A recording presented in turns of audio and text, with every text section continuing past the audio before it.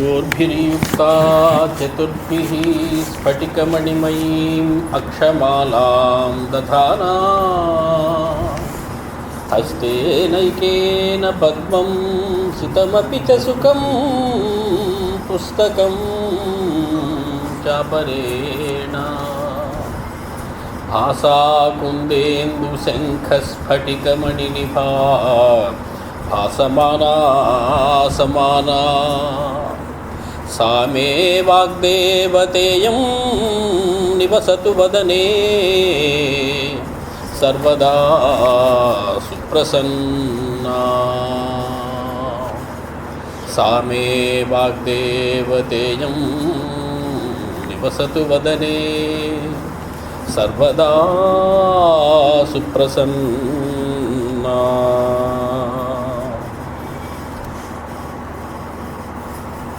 పెద్దలందరికీ నమస్కారం. వాల్మీకి రచించినటువంటి శ్రీమద్ రామాయణంలోని 24,000 శ్లోకాలని రుచి చూడాలి అనేటువంటి కోరికతోటి మొదలెట్టిన మన కార్యక్రమాల్లో భాగంగా ఈరోజు మనం అరణ్యకాండలో 47వ సర్గ 47వ సర్గలో ఉన్నాం. కిందటిసారి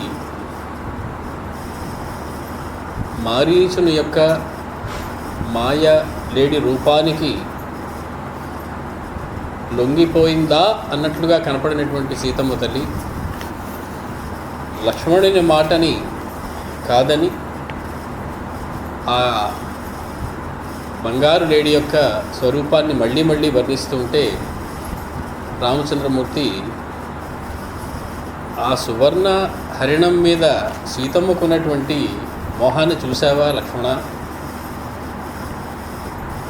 అని చెప్పి దాన్ని తీసుకురావడానికి వెళ్ళడం. సరే, మొత్తానికి మారీచుని సంహరించడం. వాడు మహారామభక్తుడై రామునితో తాదాత్మ్యాన్ని చెందిపోయి వాడు కూడా నారచీరలు కట్టుకుని వాడు కూడా జటావల్కలములు ధరించి తపస్సులో ఉంటూ రామునితోటి సారూప్య స్థితిలోకి వెళ్ళిపోయాడు. ఆ స్థితికి వెళ్ళేటప్పటికీ రాముడి లక్షణాలన్నీ వాడికి వచ్చేస్తాయి.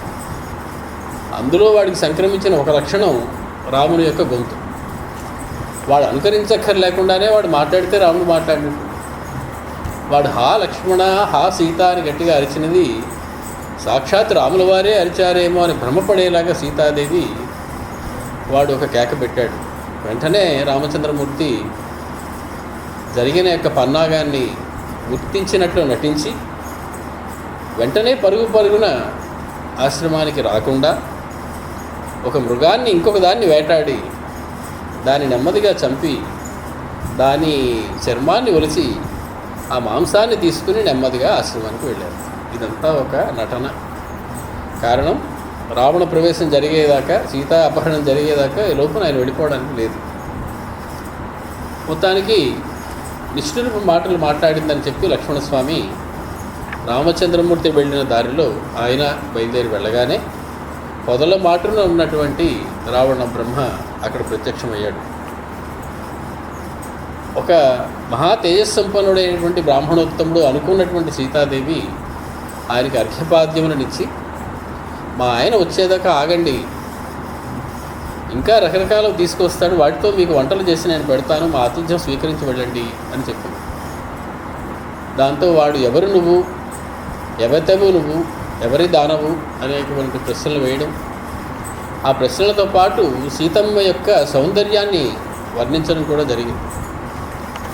వాడి ప్రశ్నలకి సమాధానం చెప్పకపోతే ఒక బ్రాహ్మణోత్తముడిని అవమానపరిచినట్లుగా అతడు భావిస్తాడేమో అనుకుని సీతమ్మ తల్లి తన మొత్తం కథ చెప్పింది.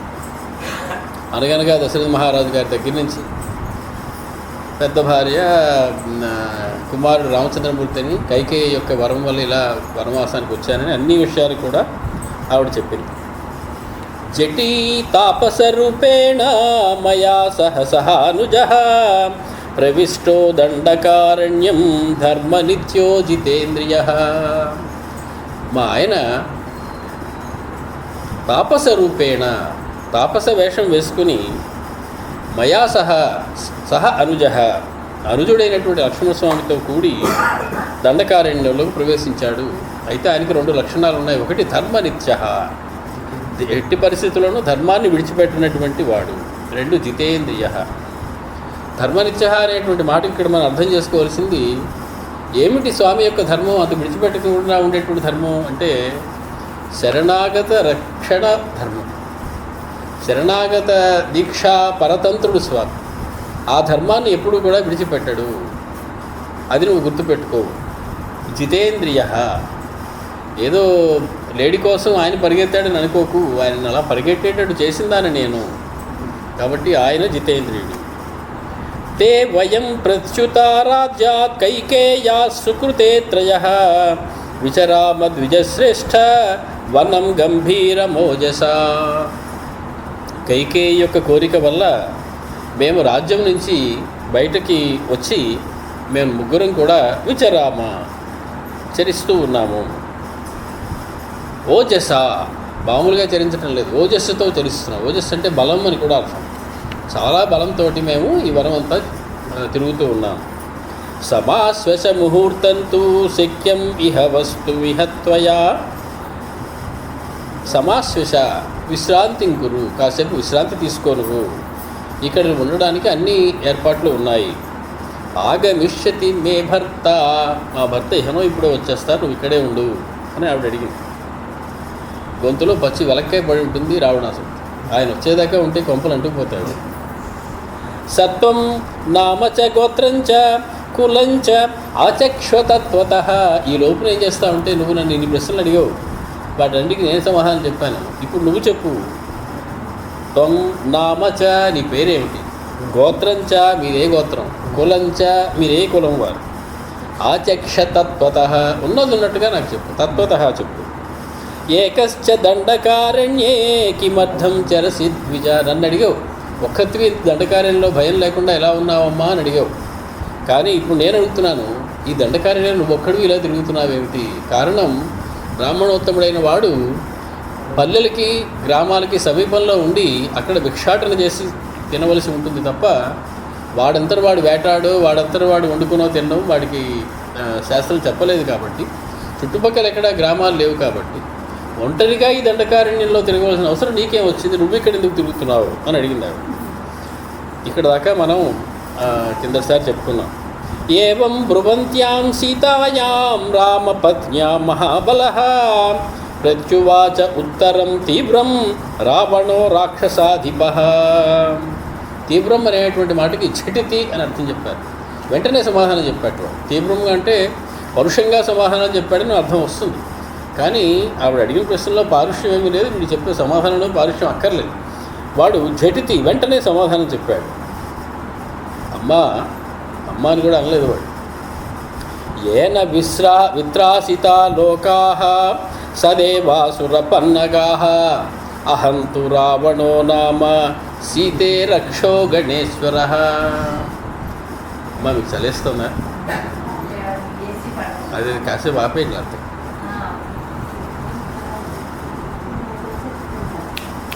ఇక్కడ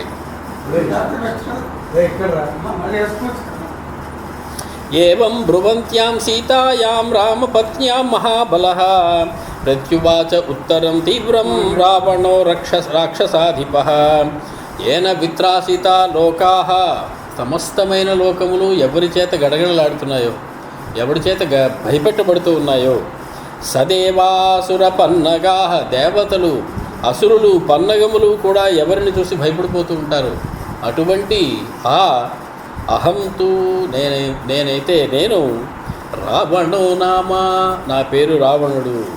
సీతే రక్షో గణేశ్వర, రాక్షసరాజునైనటువంటి రాక్షసాధిపుడైనటువంటి రావణుడను నేను.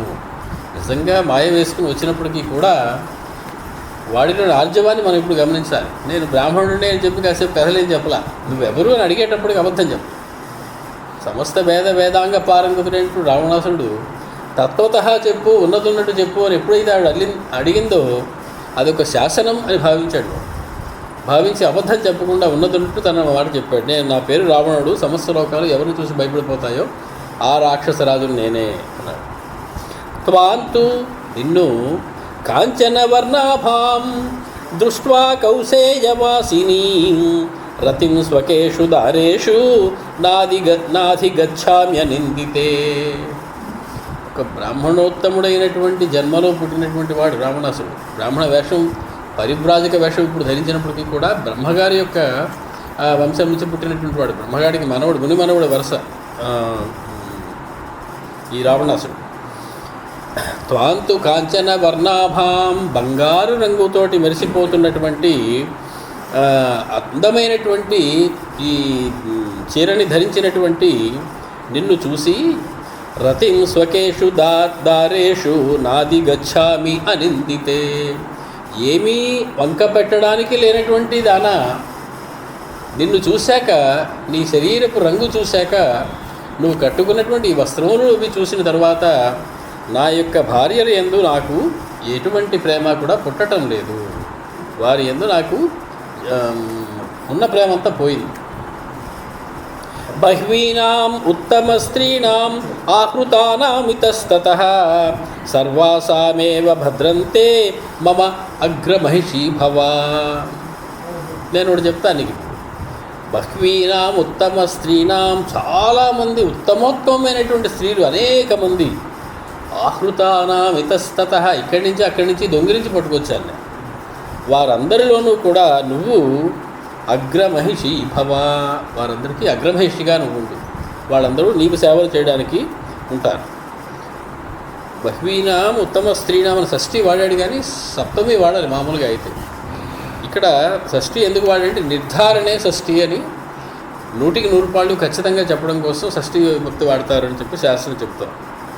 లంకానామ సముద్రస్య మధ్యే మమ మహాపురి. నేను ఎక్కడుంటానో తెలుసా? వాడి యొక్క చిరునామా కూడా చెప్పేసుకుంటున్నాడు. లంకా నామ సముద్రస్య మధ్యే మమ మహాపురి సాగరేణ పరిక్షిప్త నివిష్టా నగమూర్ధని. ఒక పర్వతం మీద ఉంటుంది, పర్వతం మీద మూర్ధం మీద ఉంటుంది, సముద్రం చేత రక్షింపబడుతూ ఉంటుంది, అన్ని వైపులా సముద్రం ఉంటుంది, అంటే ఒక ద్వీపంలా ఉంటుంది.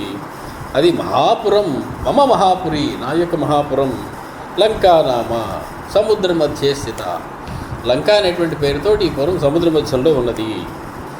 తత్ర సీతే మయా సార్థం వనేషు విహరిష్యసి. నువ్వు గనక వస్తే నాతో పాటు నువ్వు కూడా అక్కడ వనములలో విహరించవచ్చు.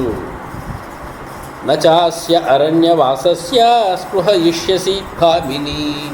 ఒక్కసారి అక్కడికి అడుగు పెట్టావంటే ఈ వనవాసం, ఈ చెట్లు, ఈ గొడవ ఇవేవి కూడా నీకు గుర్తుండవు, ఇవన్నీ మర్చిపోతావు. అంటే ఇప్పుడు నువ్వు ఉన్నటువంటి వనం యొక్క ప్రకృతి రామణీయకతని మరిపించేటువంటి అద్భుతమైనటువంటి వనాలు ఉన్నాయి. కాబట్టి నువ్వు నాతో వచ్చినట్లయితే ఆ వనాల్లో నువ్వు విహరించవచ్చు. పంచదాస్య సహస్రాణి సర్వాభరణభూషితాః సీతే పరిచరిష్యంతి భార్యా భవసి మే యది. యది మమ భార్య భవసి, నువ్వు గనక ఒకవేళ నా భార్యవి గనక అయినట్లయితే, పంచదాస్య సహస్రాణి 5,000 దాసీజనం, సర్వాభరణ భూషితాః, వాళ్ళు మామూలుగా చిరిగిపోయిన బట్టలు వేసుకునేటువంటి వాళ్ళు కాదు. ఆ దాసీజనం కూడా సర్వాభరణ భూషితాః, అంటే వాళ్ళే అత్యుత్తమైనటువంటి భోగాలు అనుభవిస్తున్నటువంటి వాళ్ళందరూ 5,000 మంది నీకు దాసీలుగా ఉంటారు. పరిచరిష్యంతి, నీకు సేవలు చేస్తూ ఉంటారు. రావణేనైవ ముక్తా తు కుపితా జనకాత్మజా ప్రత్యువాచ అనవద్యాంగీ తం అనాదృత్య రాక్షసం అనాదృత్య. వాడు చెప్పింది ఇంకా వినిపించుకోకుండా, వాడు ఇంకా చెప్పనివ్వకుండా వాడు ఈ రకంగా చెప్పగానే కుపిత, కోపం తెచ్చుకున్నటువంటి సీతమ్మ ప్రత్యువాచ, వాడికి సమాధానం చెప్పింది. అనవద్యము అంటే లోటు లేకపోవడం, మచ్చ లేకపోవడం, ఏమాత్రం వంక చూపించడానికి అవకాశం లేనటువంటి వ్యవహారం. అటువంటి సీతమ్మ తం అనాదృత్య రాక్షసం.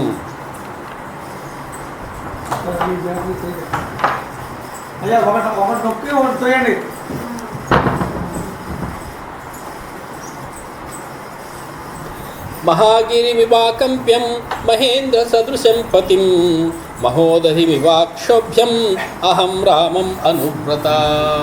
ఆవిడ చెప్తూ ఉన్నది, తన భర్త యొక్క గొప్పతనాన్ని, నువ్వేదో వచ్చావు కానీ ఇక్కడికి, నేను రామం అనువ్రత, రామచంద్రమూర్తిని అనుసరించి ఉంటాను. ఈ అనుసరించడం అనేది పెళ్లికి ముందు నుంచి ఉంది. సహధర్మచరీ భవ, సహధర్మచరీ తవ అని చెప్పి జనక మహారాజు గారు ఆయన చేతిలో పెట్టారు. పెళ్లి కాకుండా సహధర్మచర్య ఎలా అయిందండి? నీకు సహధర్మచారి అయ్యా, చారిణి అయ్యా ఈవిడ అని చెప్పి ఇచ్చాడు ఆయన. అంటే యుగ యుగాలుగా స్వామికి సహధర్మచారిణి సీతమ్మ తల్లి. రాఘవత్వే భవేత్ సీత రుక్మిణి కృష్ణ జన్మని అన్యేషు చ అవతారేషు విష్ణోరేష అనపాయిని. అనపాయిని విష్ణు పురాణం చెప్తుంది ఈ మాట. నువ్వు రాముడు అవుతావా, నేను సీతమ్మను అవుతా. నువ్వు కృష్ణుడు అవుతావా, నువ్వు రుక్మిణి అవుతా. అన్యేషు చ అవతారేషు, ఇంకా ఏ అవతారం ఎత్తినా కూడా విష్ణో ఏష అనపాయిని, ఆవిడ విష్ణుడు మాత్రం విడిచిపెట్టి ఉండదు. ఆ విష్ణుడితోటి కలిసే చరిస్తూ ఉంటుంది. ఆవిడ ఏం చెప్తుంది ఇప్పుడు? రామం అనువ్రత అహం, నేను రామచంద్రమూర్తిని అనుసరించి నడిచేదానిని.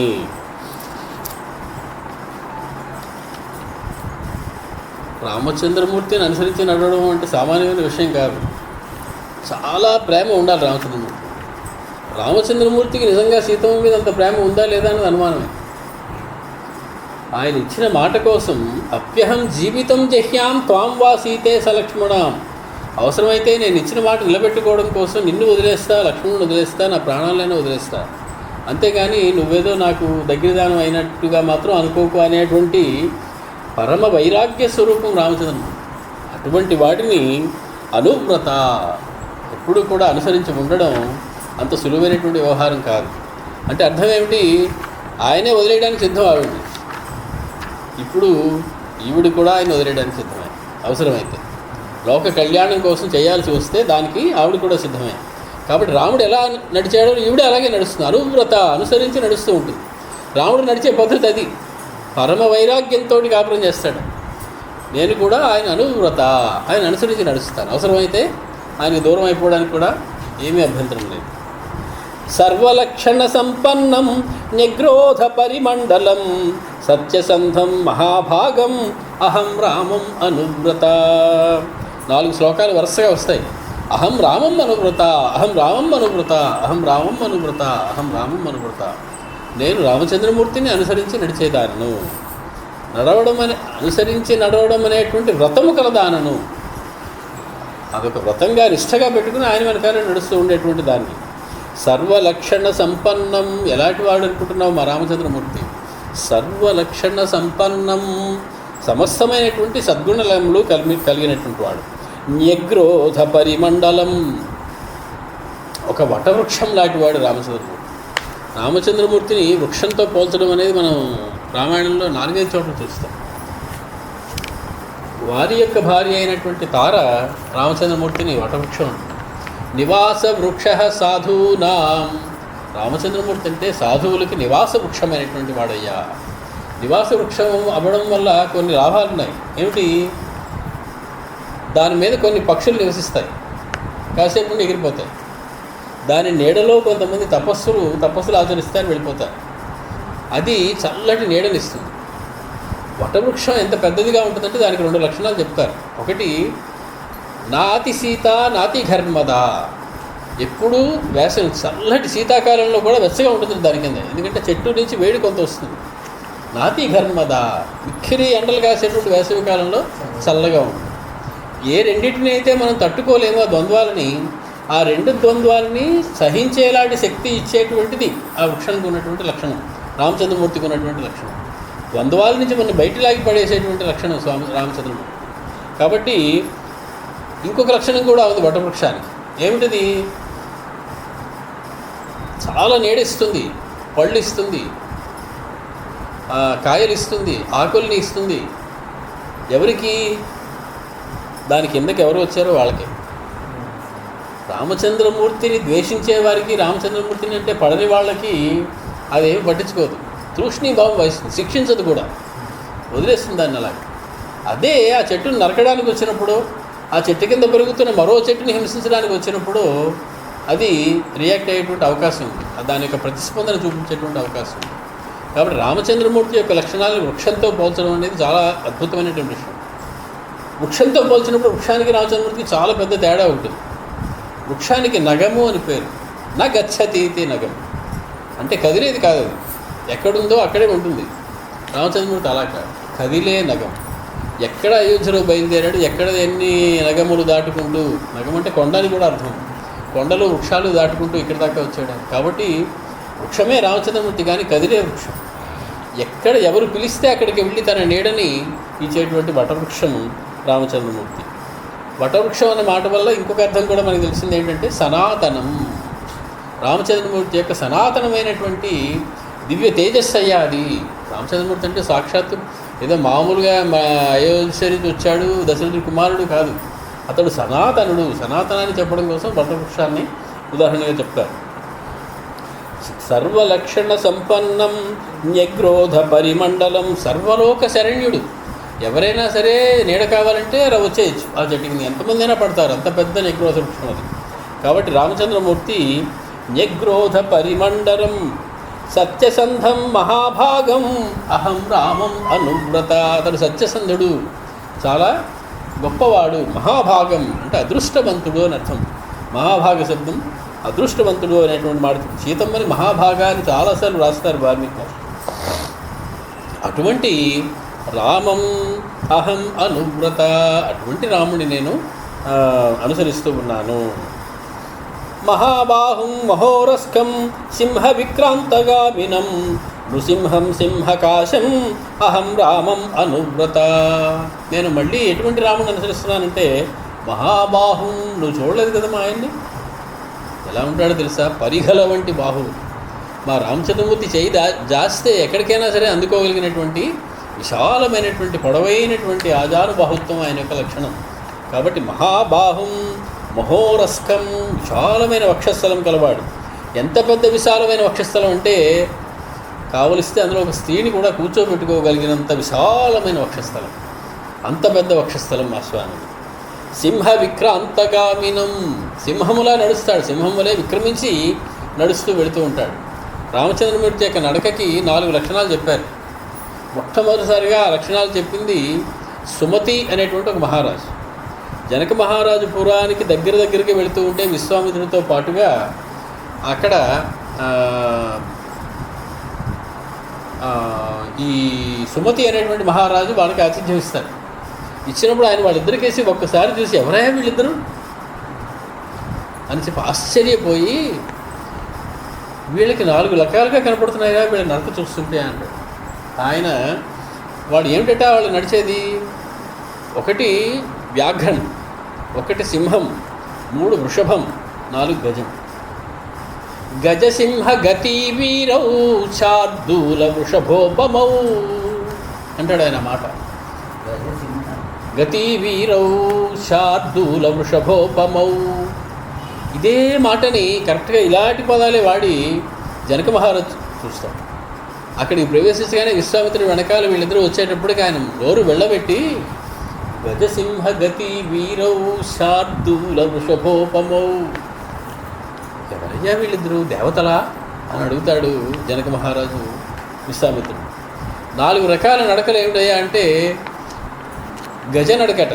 గజం అంటే మందంగా నడుస్తుంది, ఏమీ కంగారు లేదు, దాన్ని టీవీగా నడుచుకుంటూ వెళ్తుంది. రామచంద్రమూర్తి నడక అదట గజ నడక.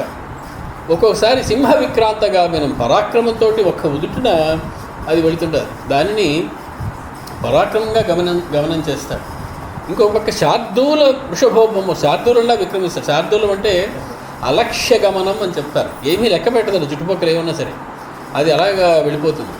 వృషభోపమ, వృషభం అది ఏది అడ్డు వచ్చినా సరే తోసుకుంటూ మనుషుల్ని వాటిని కుమ్మేసుకుంటూ వెళ్ళిపోతూ ఉంటుంది. అది ఎవరికైనా ఏమైనా అవుతుందేమో అని కూడా చూడు.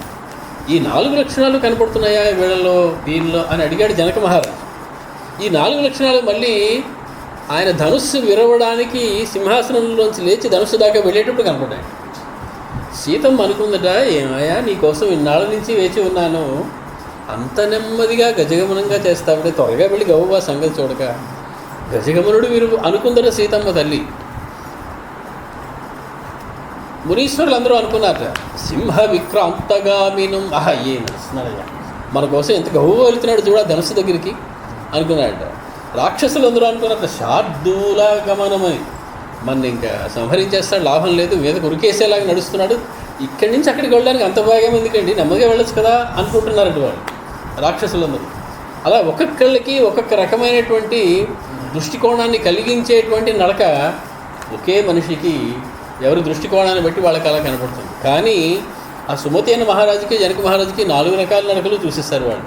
రామచంద్రమూర్తి నడుస్తూ ఉంటే గజసింహ గతి వీరౌ శార్దూల వృషభోపమౌ ఈవిడ చెప్తోంది. ఈవిడికి నచ్చిన నడక ఇది. ఆ 3 ఆ 4 సింహ విక్రాంతగామినం. మా ఆయన ఎలా నడుస్తాడు అనుకుంటున్నాం?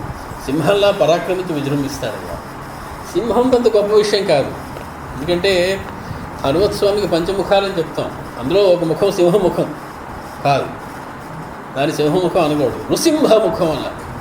ముఖం దాకా వచ్చేటప్పుడు సింహముఖం అయితే నృసింహముఖం 2 ఒకలాగే ఉంటాయి కదా. ఇది తేడా, కానీ ముఖం వరకు 2 ఒకటే.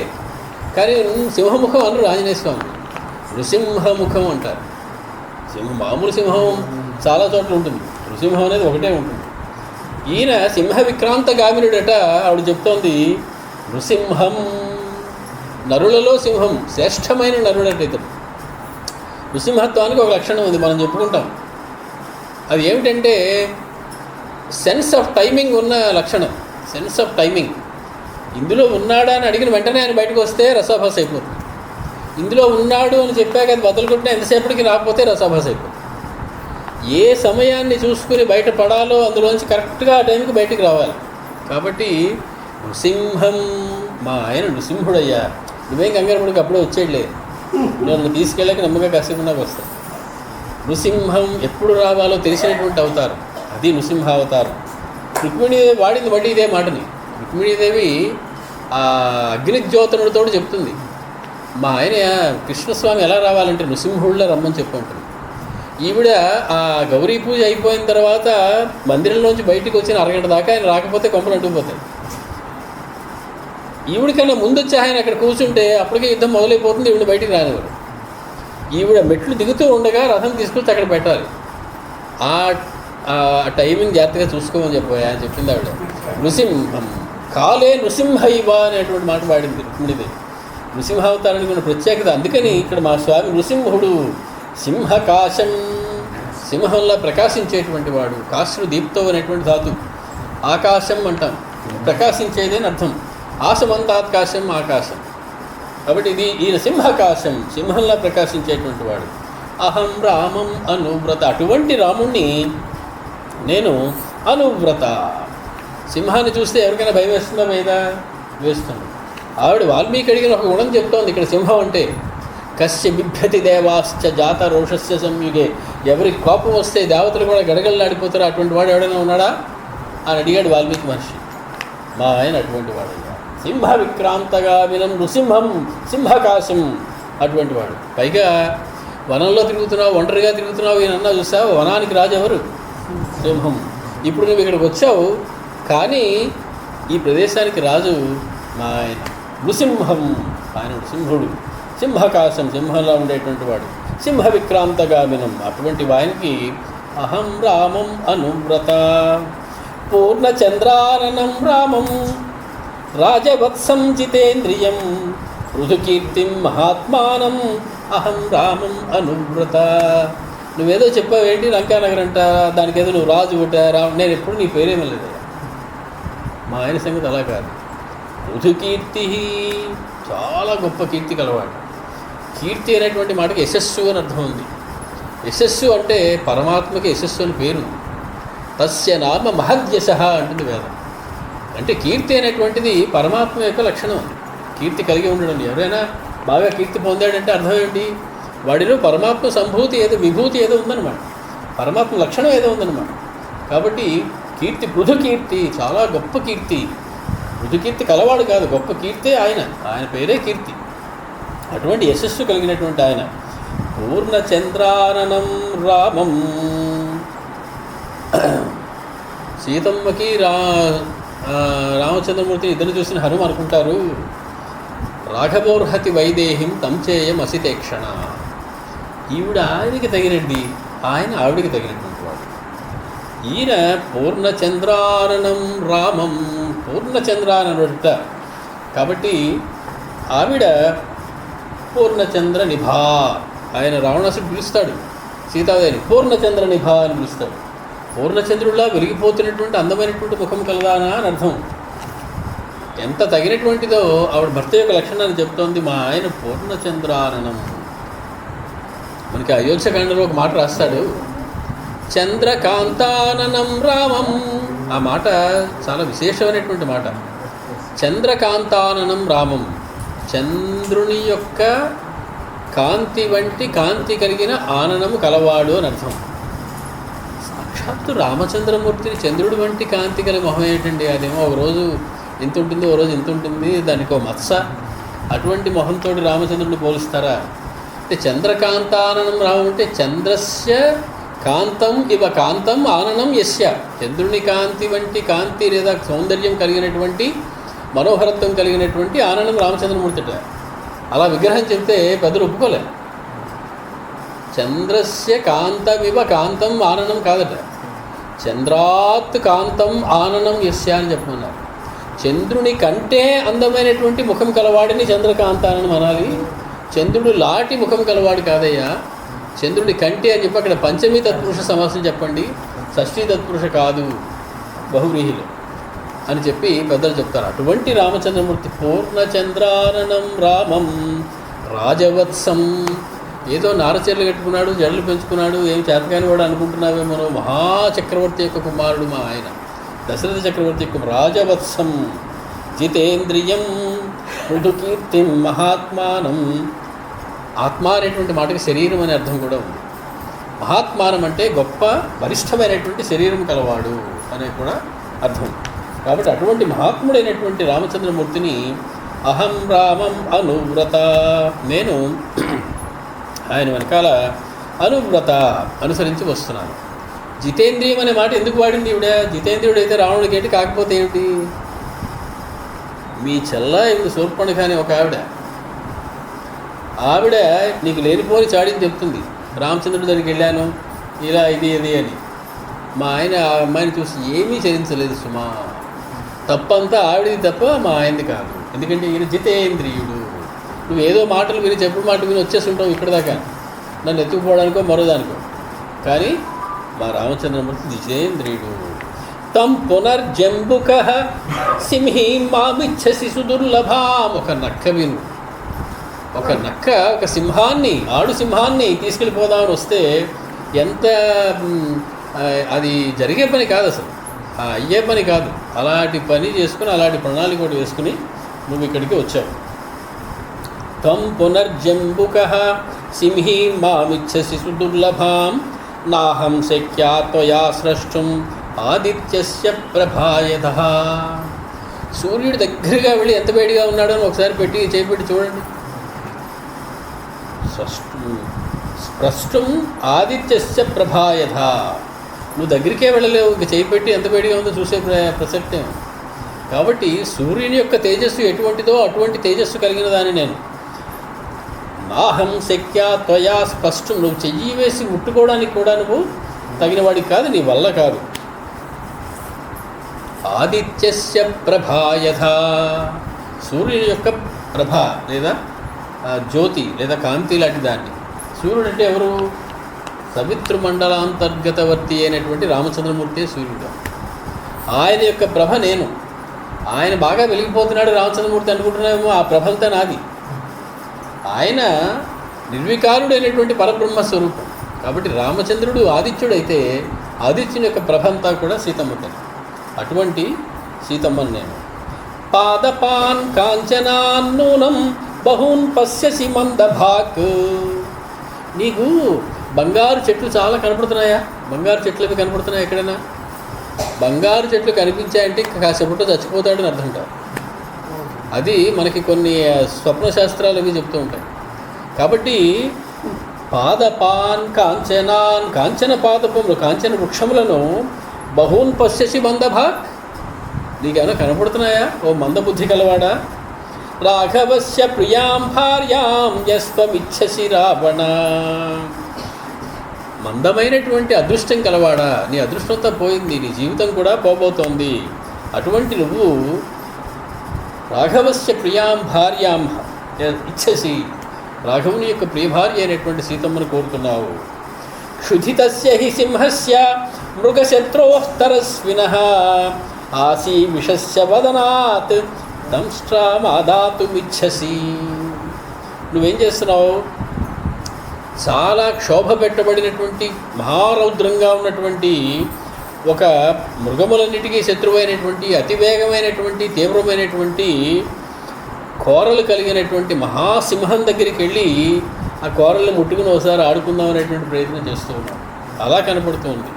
అటువంటి కోరలను నువ్వు ఇష్టపడుతూ ఉన్నావు. త్వమిచ్చసి మందరం పర్వత శ్రేష్టం పాణినాహర్తుమిచ్చసి. మహామందర పర్వతాన్ని చేత్తో ఇలా కొడదామని చూస్తే నీ చెయ్యి వాచిపోతుంది. అదేమీ కదవు. అది మహామందర పర్వతం. అది నీ చెయ్యి విరిగిపోయినా విరిగిపోవచ్చు. కాబట్టి అటువంటి పని చేయడానికి నువ్వు ఇష్టపడుతున్నావు. కాలకూటం విషం పీత్వా స్వస్తిమాన్ గంతుమిచ్చసి. సమస్త సుఖములను పొందాలి. సమస్త సుఖములను పొందాలంటే ఏం చేయాలండి? మీకు మంచి మందు ఉందండి, కాలకూట విషం తెస్తాను, తగ్గ తాగే. కాలకూట విషం తాగేసి సమస్త సుఖములను పొందవచ్చు అనుకునేటువంటి మూర్ఖుడు ఎవరైతే ఉంటాడో అటువంటి వాడివి. నువ్వు ఏదో సుఖం కావాలనుకుని నా దాకా వచ్చావు. కాబట్టి నేను కాలకూట విషం లాంటి దాన్ని అక్షిసూత్యా ప్రమృజ్యసి జిహ్వయా లేక్షిచక్షురం రాఘవస్య ప్రియాం భార్యాం యోది గంతుం ఇచ్చసి. 12 సార్లు ఆవిడ చెప్తోంది ఇలా ఇచ్చసి ఇచ్చసి ఇచ్చసి ఇచ్చసి అని. నువ్వు ఇలా కోరుతున్నావు, ఇలా కోరుకుంటున్నావు, ఇలా కోరుతున్నావు, బుద్ధి తెచ్చుకో, అలా కాదు అని చెప్పడం అన్నాడు. ఏమిటి? ముందు సీతమ్మని నువ్వు కోరుతున్నట్లయితే నీకు బంగారం వృక్షాలు ఇవి కనపడుతున్నట్టు లెక్క. నువ్వు సింహం యొక్క కోరల్ని పీకుదామని ప్రయత్నిస్తున్నట్టు లెక్క. మందర పర్వతాన్ని ఇలా కొడదాం అనుకున్నట్టు లెక్క. కాలకూట విషం తాగుతున్నట్టు లెక్క. అక్షిసూచ్య ప్రమృజసి. ఒక సూదితోటి కంటిని ఇలా పొడుచుకుంటే ఎలా ఉంటుందో చూద్దామని పొడుచుకున్నాడు అనుకోండి, వాడిని ఏమంటాం? అంతకన్నా మూర్ఖుడు ఎవరుంటారు? నువ్వు సూదితోటి కంటిని పొడుచుకోవడం లేదా కంటిని రాసుకోవడం అనేటువంటి పని చేస్తున్నావు. ఏ క్షణంలోనైనా సూది గుచ్చుకుందంటే అయిపోయింది నీ పని. జిహ్వయా లేక్షిచ క్షురం. చాలా అతి తీక్షణమైనటువంటి కత్తి, చాలా వాడి అయినటువంటి కొనగలిగినటువంటి కత్తి. దాని అంచుని నాలుగుతోటి నాకాలని ప్రయత్నం చేస్తుంది. ఏమవుతుందో ఆలోచించుకో. అటువంటి పనులు నువ్వు చేయవు. రాఘవస్య ప్రియాం భార్యాం యోధిగంతుం త్వమిచ్చసి. నువ్వు రాఘవుని యొక్క భార్యని తీసుకెళ్ళడానికి ప్రయత్నించడం అనేది అలా ఉంది. అవసజ్య శిలాం కంఠే సముద్రం తర్తుమిచ్చసి.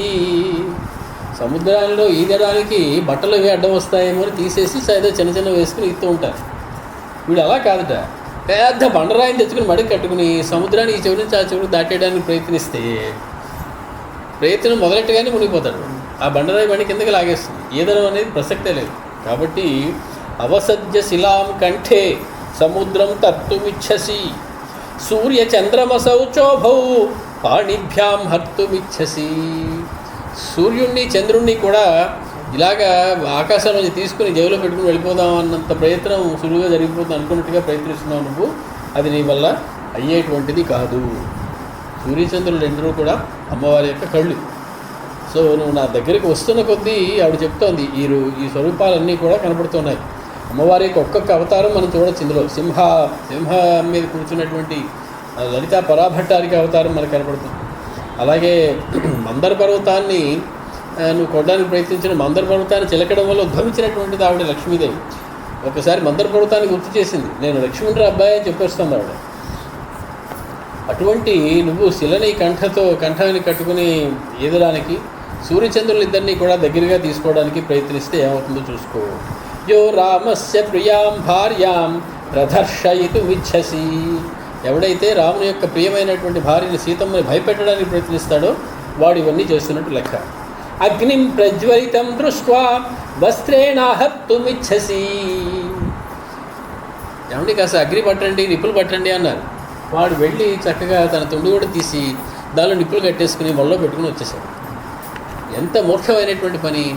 అగ్నిని బట్టలో బంధించి దాన్ని దాచుకుని మొల్లో వచ్చేటువంటి వాడు ఎంత మూర్ఖమైనటువంటి పని చేస్తున్నాడో నువ్వు. ప్రజ్వలితం అగ్నిం దృష్ట్వా వస్త్రేణ ఆహర్తుమిచ్చసి. కళ్యాణవృత్తాం రామస్య యో భార్యాం హర్తుమిచ్చసి. సమస్త కళ్యాణ గుణములు కలిగినటువంటి శ్రీరామచంద్రుని యొక్క భార్యని అపహరించడానికి ప్రయత్నించడం అలా ఉందయ్యా. అయో ముఖానాం శూలానాం అగ్రే చరితుమిచ్చసి. చాలా వాడి అయినటువంటి ఇనప శూలాలు ఇలాగ ఒకదాని తర్వాత ఒకటి వస్తూ ఉంటే వాడు ఎదురుగా నిలబడి బోర పిలుచుకుని నిలబడితే ఎలా ఉంటుందో అటువంటి పని చేస్తున్నారు అని ఉపాయం. రామస్య సదృశీం భార్యాం యోధి గంతుం త్వమిచ్చసి. రాముడికి తగినటువంటి భార్యని నువ్వు స్వీకరించడానికి ప్రయత్నించడం అలా ఉంది. యదంతరం సింహశృగాలయోర్వనే యదంతరం శంది నికాసముద్రయో సూర్యాగ్రసౌవీరకయోర్యదంతరం తదంతరం వై తకరాఘవస్య. రాముడికి నీకు హస్తిమశకాంతరం. ఆయన ఏనుగైతే నువ్వు ఒక చిన్న దోమవి. యదంతరం సింహశృగాలయోర్వనే.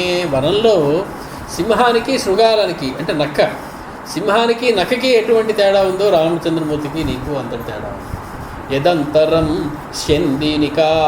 శందినికా సముద్రయో. శందినిక అంటే చిన్న క్షుద్ర నది లాంటిది, ఒక చిన్న బురద గుంటలాంటి కాలువలాంటిది. దానికి మహాసముద్రానికి ఎంతటి తేడా ఉందో నీకు రామచంద్రమూర్తికి అంతటి తేడా ఉంది. సురాగ్ర్య సౌవీరకయోర్యదంతరం. సురాగ్రియం, అగ్రియం అంటే ప్రథమం స్థానంలో ఉన్నటువంటి, సురులకి ప్రథమ స్థానంలో తాగడానికి అనువుగా ఉన్నటువంటిది అమృతం. అటువంటి అమృతానికి సౌవీరకయో. సౌవీరకం అంటే కళ్ళు, తాడి చెట్టు మించి తీసినటువంటి కళ్ళు. అమృతం ఎక్కడ, ఈ కళ్ళు ఎక్కడ? దీనికి దానికి ఎంత తేడా ఉందో అంత తేడా ఉంది నీకు ఆయనకి. తదంతరం వై తవ రాఘవస్య. నీకు రాఘవునికి అంతటి అంతరం ఉంది. యదంతరం కాంచన సీసలోహయో. కాంచనానికి సీసానికి ఎంత తేడా ఉందో అంత తేడా ఉంది ఆయనకి నీకు. యదంతరం చందన వారి పంకయో. చందనపు ముద్దకి, అప్పుడే తీసినటువంటి చందనపు ముద్దకి కింద నుంచి తీసినటువంటి మట్టి బురదకి ఎంత తేడా ఉంటుందో అంత తేడా ఉంది రామచంద్రమూర్తికి నీకు. యదంతరం హస్తి బిడాలయోర్వనే. ఏదో గుర్తుకొచ్చింది ఆవిడికి. ఏనుగుకి బిడాలకి ఉన్నటువంటి తేడా ఆయనకి నీకు ఉందయ్యా. నువ్వు ఏనుగు అయితే, ఆయన ఏనుగైతే రామచంద్రమూర్తి నువ్వు ఒక చిన్న బిడాలని, పిల్లి. బిడాలు అంటే పిల్లి. పిల్లి దగ్గరికి వెళ్ళేటప్పుడు ఏ వేషం వేసుకుంటే మంచిదండి? మరో పిల్లి వేషం వేసుకుంటే మంచిది. హనుమత్ స్వామి చేసినటువంటి పని అది. ఈవిడ చెబుతోంది నువ్వు పిల్లిలాంటి వాడివని. హనుమంతుడు అందుకే పృషదంశక మాత్ర సన్, సుందరకాండలో ఆయన చిన్న పిల్లిలా మారి ఆయన లోపలికి వెళ్ళాడు. ఎందుకంటే ఈవిడ పిల్లి అనేటువంటి విషయం సీతమ్మకి చెప్పేసింది ముందే. యదంతరం హస్తి బిడాలయోర్వనే తదంతరం దాశరథేస్తవైవచ. అంతటి తేడా ఉంది నీకు మా రామచంద్రమూర్తికి. యదంతరం వాయసవైనతేయో. ఒక కాకికి గరుత్మంతుడికి ఎంత తేడా ఉందో అంత తేడా ఉంది నీకు రామచంద్రమూర్తికి. యదంతరం మగ్గు మయూరయోరపి. మగ్గు మయూరయోరపి. మయూరం అంటే అర్థమైనటువంటి ఒక నెమలి. దానికి ఒక మగ్గు అంటే జలవాయసం అని చెప్తారు. జలవాయసం అంటే నీటి బెగ్గర పక్షులు అంటారు. ఒక నీటి కాకి లేదా నీటి కోకిల. దానికి మయూరానికి ఉన్నటువంటి తేడా ఉంది నీకును రామచంద్రమూర్తికి. యదంతరం సారసగృధ్రయోర్వనే. వనే అంటే నీరు అని కూడా అర్థం. వనము అంటే నీరు అని అర్థం. నీటి దగ్గర హంసకి ఒక గ్రద్దకి ఎంతటి తేడా ఉంటుందో రామచంద్రమూర్తికి నీకు అంతటి తేడా ఉంది. తదంతరం దాశరథేస్తవైవచ. తస్మిన్ సహస్రాక్షసమప్రభావే రామే స్థితే కార్ముక బాణపాణౌ ప్రతాపితేహం న జరాంగమిష్యే వజ్రం యథామక్షికయావగీర్ణం. రామచంద్రమూర్తి, ఆజానుబాహుడైనటువంటి రామచంద్రమూర్తి తన కోదండాన్ని చేత్తో ధరించి బాణాన్ని చేత్తో పట్టుకుని నిలబడి ఉంటే, ప్రతాపితేహం న జరాంగమిష్యే. ఒకవేళ నువ్వు నన్ను దొంగతనం చేసి నన్ను ఎక్కడికైనా తీసుకెళ్ళినా కూడా న జరాంగమిష్యే, నేను నీకు అరగను. నువ్వు అరగందాన్ని తీయడానికి ప్రయత్నిస్తున్నావు, వ్యాధి వచ్చి మరణిస్తావు. కాబట్టి నువ్వు నన్ను ఏమీ ముట్టుకోలేవు. జరాన్నగమిష్యే. జరా అంటే ముసలితనం అని కూడా అర్థం ఉంది. నీ దగ్గరికి వచ్చి నేనే ముసలితనం అయిపోను, ఈ లోపునే రామచంద్రమూర్తి వచ్చి నన్ను విడిపించుకుని తీసుకెళ్ళిపోగలడు. కాబట్టి నువ్వు ఒకవేళ నన్ను దొంగిలించినప్పటికీ కూడా అహం జరాం నా గమిష్య. ఎలాగా? వజ్రం యథా మక్షికయావగీర్ణం. ఒక ఈగ వచ్చి వజ్రాన్ని తినడానికి ప్రయత్నం చేసి తినేసింది అనుకోండి, కొంత అది బతికే అవకాశం లేదు. కాబట్టి వజ్రం అనేటువంటి మాటకి ఆజ్యం అని కూడా అర్థం ఉంది. నేతిని తినేదామని వచ్చి ఎక్కువగా నెయ్యి తినేసినటువంటి ఈగ ఏ రకంగా కొంతసేపటికి మరణిస్తుందో ఆ రకంగా రామచంద్రమూర్తి దగ్గర నుంచి నన్ను వేరు చేసినట్లయితే అహం జరాం నగమిష్యే, నేను ఎటువంటి దాన్ని పొందను. అయ్యే మార్పులు తేర్పులు ఏమైనా ఉంటే అవన్నీ నీకే జరుగుతాయి. ఇతీవ తద్వాక్యమదుష్టభావ సుదృష్టముక్త్వా రజనీచరంతం గాత్ర ప్రకంప వ్యధితా బభూవ వాతోత్థతా సా కదడీవ తన్వి. ఏమీ ప్రశాంతమైనటువంటి మనసుతో ఎటువంటి చెడు ఆలోచనలు లేనటువంటి సీతమ్మ తల్లి అత్యంత దుష్టభావనలు మాత్రమే ఉన్నటువంటి ఆ రజనీచరుడైనటువంటి రాక్షసునికి ఈ రకంగా పలికి గాత్ర ప్రకంప వ్యధిత, సన్నగా వణుకు మొదలైందట తల్లికి. జరగబోయేది ఏమిటి? వాడు నన్ను ఏదో చేసేస్తాడని బాధ కాదు తల్లికి, రామచంద్రమూర్తి నుంచి దూరం చేసేస్తాడేమో అన్నటువంటి బాధ.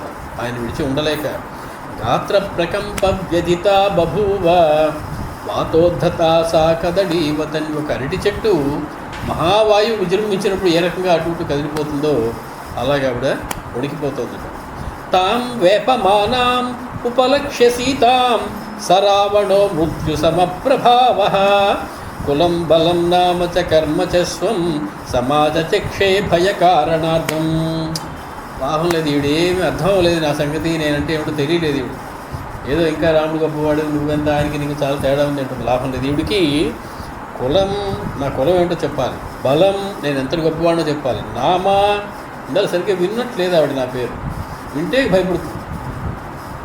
కర్మచస్వం, అసలు నేను ఎంతటి గొప్పవాడిని, ఏ కర్మలు చేశాను, ఎటువంటి వాడిని చేయగలను, అవన్నీ కూడా ఆవిడకి ఒకసారి వివరంగా చెప్పాల్సి ఉంటుంది అనుకుని భయ కారణార్థం ఆవిడని ఇంకా భయపెట్టాలి అనే ఉద్దేశంతో వాడు చెప్పడం మొదలుపెట్టినాడు. ఏవం బ్రువంత్యాం సీతాయాం సంరబ్ధ పరుషం వచః లలాటే భృకుటీం కృత్వా రావణ ప్రత్యువాచ. హ అంటే ఆశ్చర్యం. వాల్మీకి మహర్షి ఆశ్చర్యపోతున్నారు ఇక్కడ. హ ఆశ్చర్యం అనేటువంటి మాటకి అర్థం హ అనేటువంటి మాట అనడం, ఆహ అనేటువంటి చర్య చేయడం. ఇక్కడ హ అనేటువంటి చర్య చేస్తున్నారు అంటే ఆశ్చర్యపోతున్నారు. ఏమిటి ఆశ్చర్యపోవడం? ఇంతగా చెప్పినప్పటికీ కూడా ఆవిడ వీడికి బుద్ధి ఎక్కలేదే, ఇంత ముఖ్యుడు ఏమిటి వీడు అని ఆశ్చర్యం. ఏవం బ్రువంత్యాం సీతాయాం సంరబ్ధ పరుషం వచః, సంరబ్ధ కుపిత, చాలా కోపంతో లలాటే భృకుటీం కుత్వా, భృకుటి ముడివేసి రావణ ప్రత్యువాచ, రావణుడు చెప్తున్నాడు, భ్రాత వైశ్రవణస్యాహం, ఎవరనుకుంటున్నావు నేను? కుబేరుని యొక్క భ్రాత, కుబేరుని యొక్క అన్నగారు. కుబేరుడు మనకి కుబేరుడికి వీడికి సంబంధం ఏంటి అసలు? ఏ రకంగా వీడు అన్నగారు అయ్యాడు అంటే మనకి రావణ బ్రహ్మ యొక్క వంశచరిత్ర అంతా చూడాల్సి ఉంది. బ్రహ్మగారు సృష్టించేసినప్పుడు ఈ ప్రజలని వృద్ధి చేయాలి అనేటువంటి తలంపుతోటి 10 మంది ప్రజాపతులను సృష్టించారు. ఆ 10 మంది ప్రజాపతుల్లో ఒకడు పులస్య బ్రహ్మ, వాళ్ళందరికీ బ్రహ్మలని పేరు. మరీచి మొదటివాడు, తర్వాత అత్రి, అంగిరసుడు, పులహుడు, పులస్త్యుడు, క్రతుడు, వశిష్ఠుడు, ప్రచేతసుడు, భృగువు, నారదుడు. ఈ 10 మంది ప్రజాపతులను సృష్టించి మీరు ప్రజలని తయారు చేయండి, సృష్టించండి, సంతానాన్ని వృద్ధి పొందించండి అని భూమి మీదకి పెట్టారు ఈ 10 మందిని. మొదట శతరూప అనేటువంటి ఒక ఆడావిని కూడా ఆయన సృష్టించాడు. మొత్తానికి మరీచి మొదటివాడు. ఆ మరీచి వంశం నుంచి వచ్చినటువంటి వాడు రామచంద్రుడు. తర్వాత వచ్చినటువంటి వాడు 5వ వాడు పులస్త్యుడు, అతని పులస్త్య బ్రహ్మ అని పేరు. అతనికి ఒక కొడుకు ఉన్నాడు, అతని పేరు విశ్రావసువు అని కొడుకు. ఆ విశ్రావసువు కుబేరునికి అన్నాడు. ఆ విశ్రావసువే కైకసి అనేటువంటి రాక్షసుని వెళ్ళి పెళ్లి చేసుకున్నాడు. రావణాసురుణ్ణి, విభీషణుణ్ణి, కుంభకర్ణుణ్ణి, శూర్పణఖని కన్నాడు. ఇప్పుడు సవతి సోదరుడు అవుతాడు కుబేరుడు రావణాసురుడికి. ఎంత చక్కటి స్నేహం అంటే వాడికి కుబేరుడు చక్కగా ఒక పుష్పక విమానాన్ని సంపాదించుకున్నాడు. ధనధాన్యాలతో తొలుతులుగా అత్యద్భుతంగా లంకాపట్టణాన్ని తయారు చేసుకున్నాడు. ఎక్కడ లేని బంగారాన్ని తెచ్చి చేసుకున్నాడు. వీడు వచ్చి వాడి మీద యుద్ధాన్ని ప్రకటించాడు. ఇవన్నీ నాకు ఇచ్చేస్తావా ఇవ్వవా? భయపడిపోయిన కుబేరుడు వీడు ఎదిరించడం మన వల్ల కాదు, వీడు చూస్తే అంత పరాక్రమశాలి అని చెప్పి పారిపోయాడు. పారిపోయినటువంటి కుబేరుడు శివుడి కోసం తపస్సు చేశాడు. శివుడి కోసం ఎప్పుడైతే తపస్సు చేశాడో శివుడు ప్రత్యక్షమై, నీకు ఐశ్వర్యం పోయిందనే కదా బాధ, నీకేం పర్వాలేదు, వాడికన్నా ఎక్కువ ఐశ్వర్యం ఉండాలని నేను చేస్తాను, నువ్వు వాడి దగ్గర ఉండే దూరంగా ఉండు కానీ అని చెప్పి ఆయనకి సమస్తమైనటువంటి నిధులు, నవనిధులకి కూడా అధిపతి నువ్వే. బంగారము అంటే ఫస్ట్ నీ పేరే చెప్పుకోవాలి, ధనం అంటే ఫస్ట్ నీ పేరే చెప్పుకోవాలి. ఎవరైనా ఆఖరికి వెంకటేశ్వర స్వామి వారు లాంటి వాళ్ళు ఎవరైనా డబ్బులు అడుక్కోవాలన్నా సరే నీ దగ్గరికి వచ్చి అడుక్కోవాలి. అంతటి ధనాన్ని నీకు ఇచ్చేస్తున్నాను, మొత్తం ధనాధిపతిని చేసేస్తున్నాను కుబేరుడు. వాడికి మరి నాకు వాహనం కావాలి కదయా అన్నాడు. ధనం ఎవరి మీద నెత్తి మీద ఎక్కి వాహనం చేస్తుంది? మనుషులు నెత్తి మీద ఎక్కి వాహనం చేస్తుంది. మనుష్యుడిని నీకు వాహనంగా ఇస్తున్నాను పోవాలి. నరవాహనుడు అని పేరు కుబేరుడికి. అటువంటి కుబేరుడు అహం వైశ్రవణస్య అహం భ్రాత వైశ్రవణస్యాహం సాపత్న్యో వరవర్ణి. సాపత్న్య ఒకే తల్లి కలిగినటువంటి వాళ్ళు ఇద్దరు, అటువంటి వాళ్ళని సాపత్న్యు అంటారు. మాతు అపత్యం పుమాన్, మా తల్లికే పుట్టింది ఆవిడ కూడా, వాడు కూడా అంటే ఇంకొక తల్లికి, సవతి తల్లికి పుట్టినటువంటి వాడు. అది అటువంటి వాడు వైశ్రవణుడికి నేను భ్రాతని.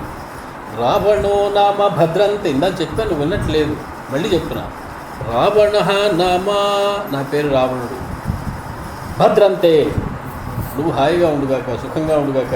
నా పేరు విని దడుచుకుని ఇప్పుడే గుండె అయిపోయి మరణించడాలు ఇవి జరగకుండా ఉండుగాక. నా పేరు రావణుడు. దశగ్రీవ ప్రతాపవాన్, నాకు 10 తలలు ఉంటాయి, మహాప్రతాపవంతుడిని నేను. సీతాదేవి దగ్గరికి వీడు మొట్టమొదటి కనపడినప్పుడు కాత్వం నువ్వెవరు అని అడిగాడు. ఆవిడ ఏం చెప్పింది? సీతా భద్రంతే, నా పేరు సీత, నీకు భద్రం అవ్వాలి. ఎందుకని సీత అని తెలిసిన వెంటనే వాడు పోయినట్టే, వాడి జీవితం అయిపోయిందంటే. నువ్వు బతికుండాలరా 10 కాలాల పాటు ఆవిడ కోరిక. అహం సీతా భద్రంతే, నువ్వు సుఖంగా ఉండుగాక అని ఆ పేరు సీత అని ఆవిడ ఎలా చెప్పింది. వీడు కూడా అలాగా రావణో నామ, నా పేరు రావణుడు, కానీ అమ్మ నువ్వు మాత్రం ఎప్పుడూ సంతోషంగా సుఖంగా ఉండాలి. లలితా పరాభట్టారికను చూస్తున్న ఒక మహాభక్తుడు మాట్లాడుతున్నాడు. భద్రంతే యస్య దేవాస గంధర్వాః పిశాచపతఘోరగాః విద్రవంతి భయాద్భీతాః మృత్యోరివ సదా ప్రజాః. ప్రజలందరూ దేనికి భయపడిపోతారు? మృత్యువుకి భయపడిపోతారు, పరిగెడతారు. మృత్యు వస్తుందంటే నేను వస్తుంటే అలా పరిగెడతారు. ఎవరు? దేవాః, సమస్త దేవతలు, స గంధర్వాః, సమస్త గంధర్వులు, పిశాచాః, పతగాః, పురగాః. సో నాగలోకం నుంచి సమస్త లోకాల వాళ్ళు కూడా గడగడలాడిపోతారు నేను వస్తుంటే. విద్రవంతి భయాత్, పరిగెడతారు, చెల్లా చెదరైపోతారు. భీతాః, భయపడిపోయి. ఏన వైశ్రవణో రాజా ద్వైమాత్ర కారణాంతరే ద్వంద్వమాసాదిత క్రోధాత్ రణే విక్రమ్య నిర్జితః. ఇందా చెప్పానే కుబేరుడు మా వాడిని, మా సోదరుడిని, కారణాంతరే ఏదో కారణం వల్ల వాడితో నేను యుద్ధం చేయాల్సి వచ్చింది, గొడవపడ్డాను. ద్వంద్వమాసాదిత యుద్ధమాసాదిత క్రోధాత్, కోపంతో వాడిని చేత కొట్టాను, బారిపోయాడు. అంటే కుబేరుణ్ణి కూడా జయించగలిగినటువంటి ప్రతాపం ఉన్నటువంటి వాడి నేను. యద్భయాత్తః పరిత్యజ్య స్వమధిష్టానం వృద్ధిమత్ కైలాసం పర్వత శ్రేష్టం అధ్యాస్థే నరవాహనః. తను సంపాదించుకున్న నాకు వదిలిపెట్టేసి భయాప్తుడైపోయి ఎక్కడ ఉన్న సామాన్లు అక్కడ వదిలేసి, ఇల్లు సంసారం వదిలేసి అన్నీ నాకే విడిచిపెట్టేసి పారిపోయాడు. ఎక్కడికి? కైలాసం పర్వత శ్రేష్టం. శివుడికి పరమ స్నేహితుడు ఎవరయ్యా అంటే కుబేరుడు. కుబేరుడికి శివుని యొక్క స్నేహితుడు అని పేరు. కైలాస పర్వతంలో ఉంటారు ఇద్దరు. రారా నీకు ఇల్లు లేదు కాబట్టి అందరికీ నా దగ్గర ఉండాలని అనిపించి తీసుకెళ్ళాడు కుబేరుడు. ఏదో తపస్సు చేశాడు కానీ మెచ్చుకుని.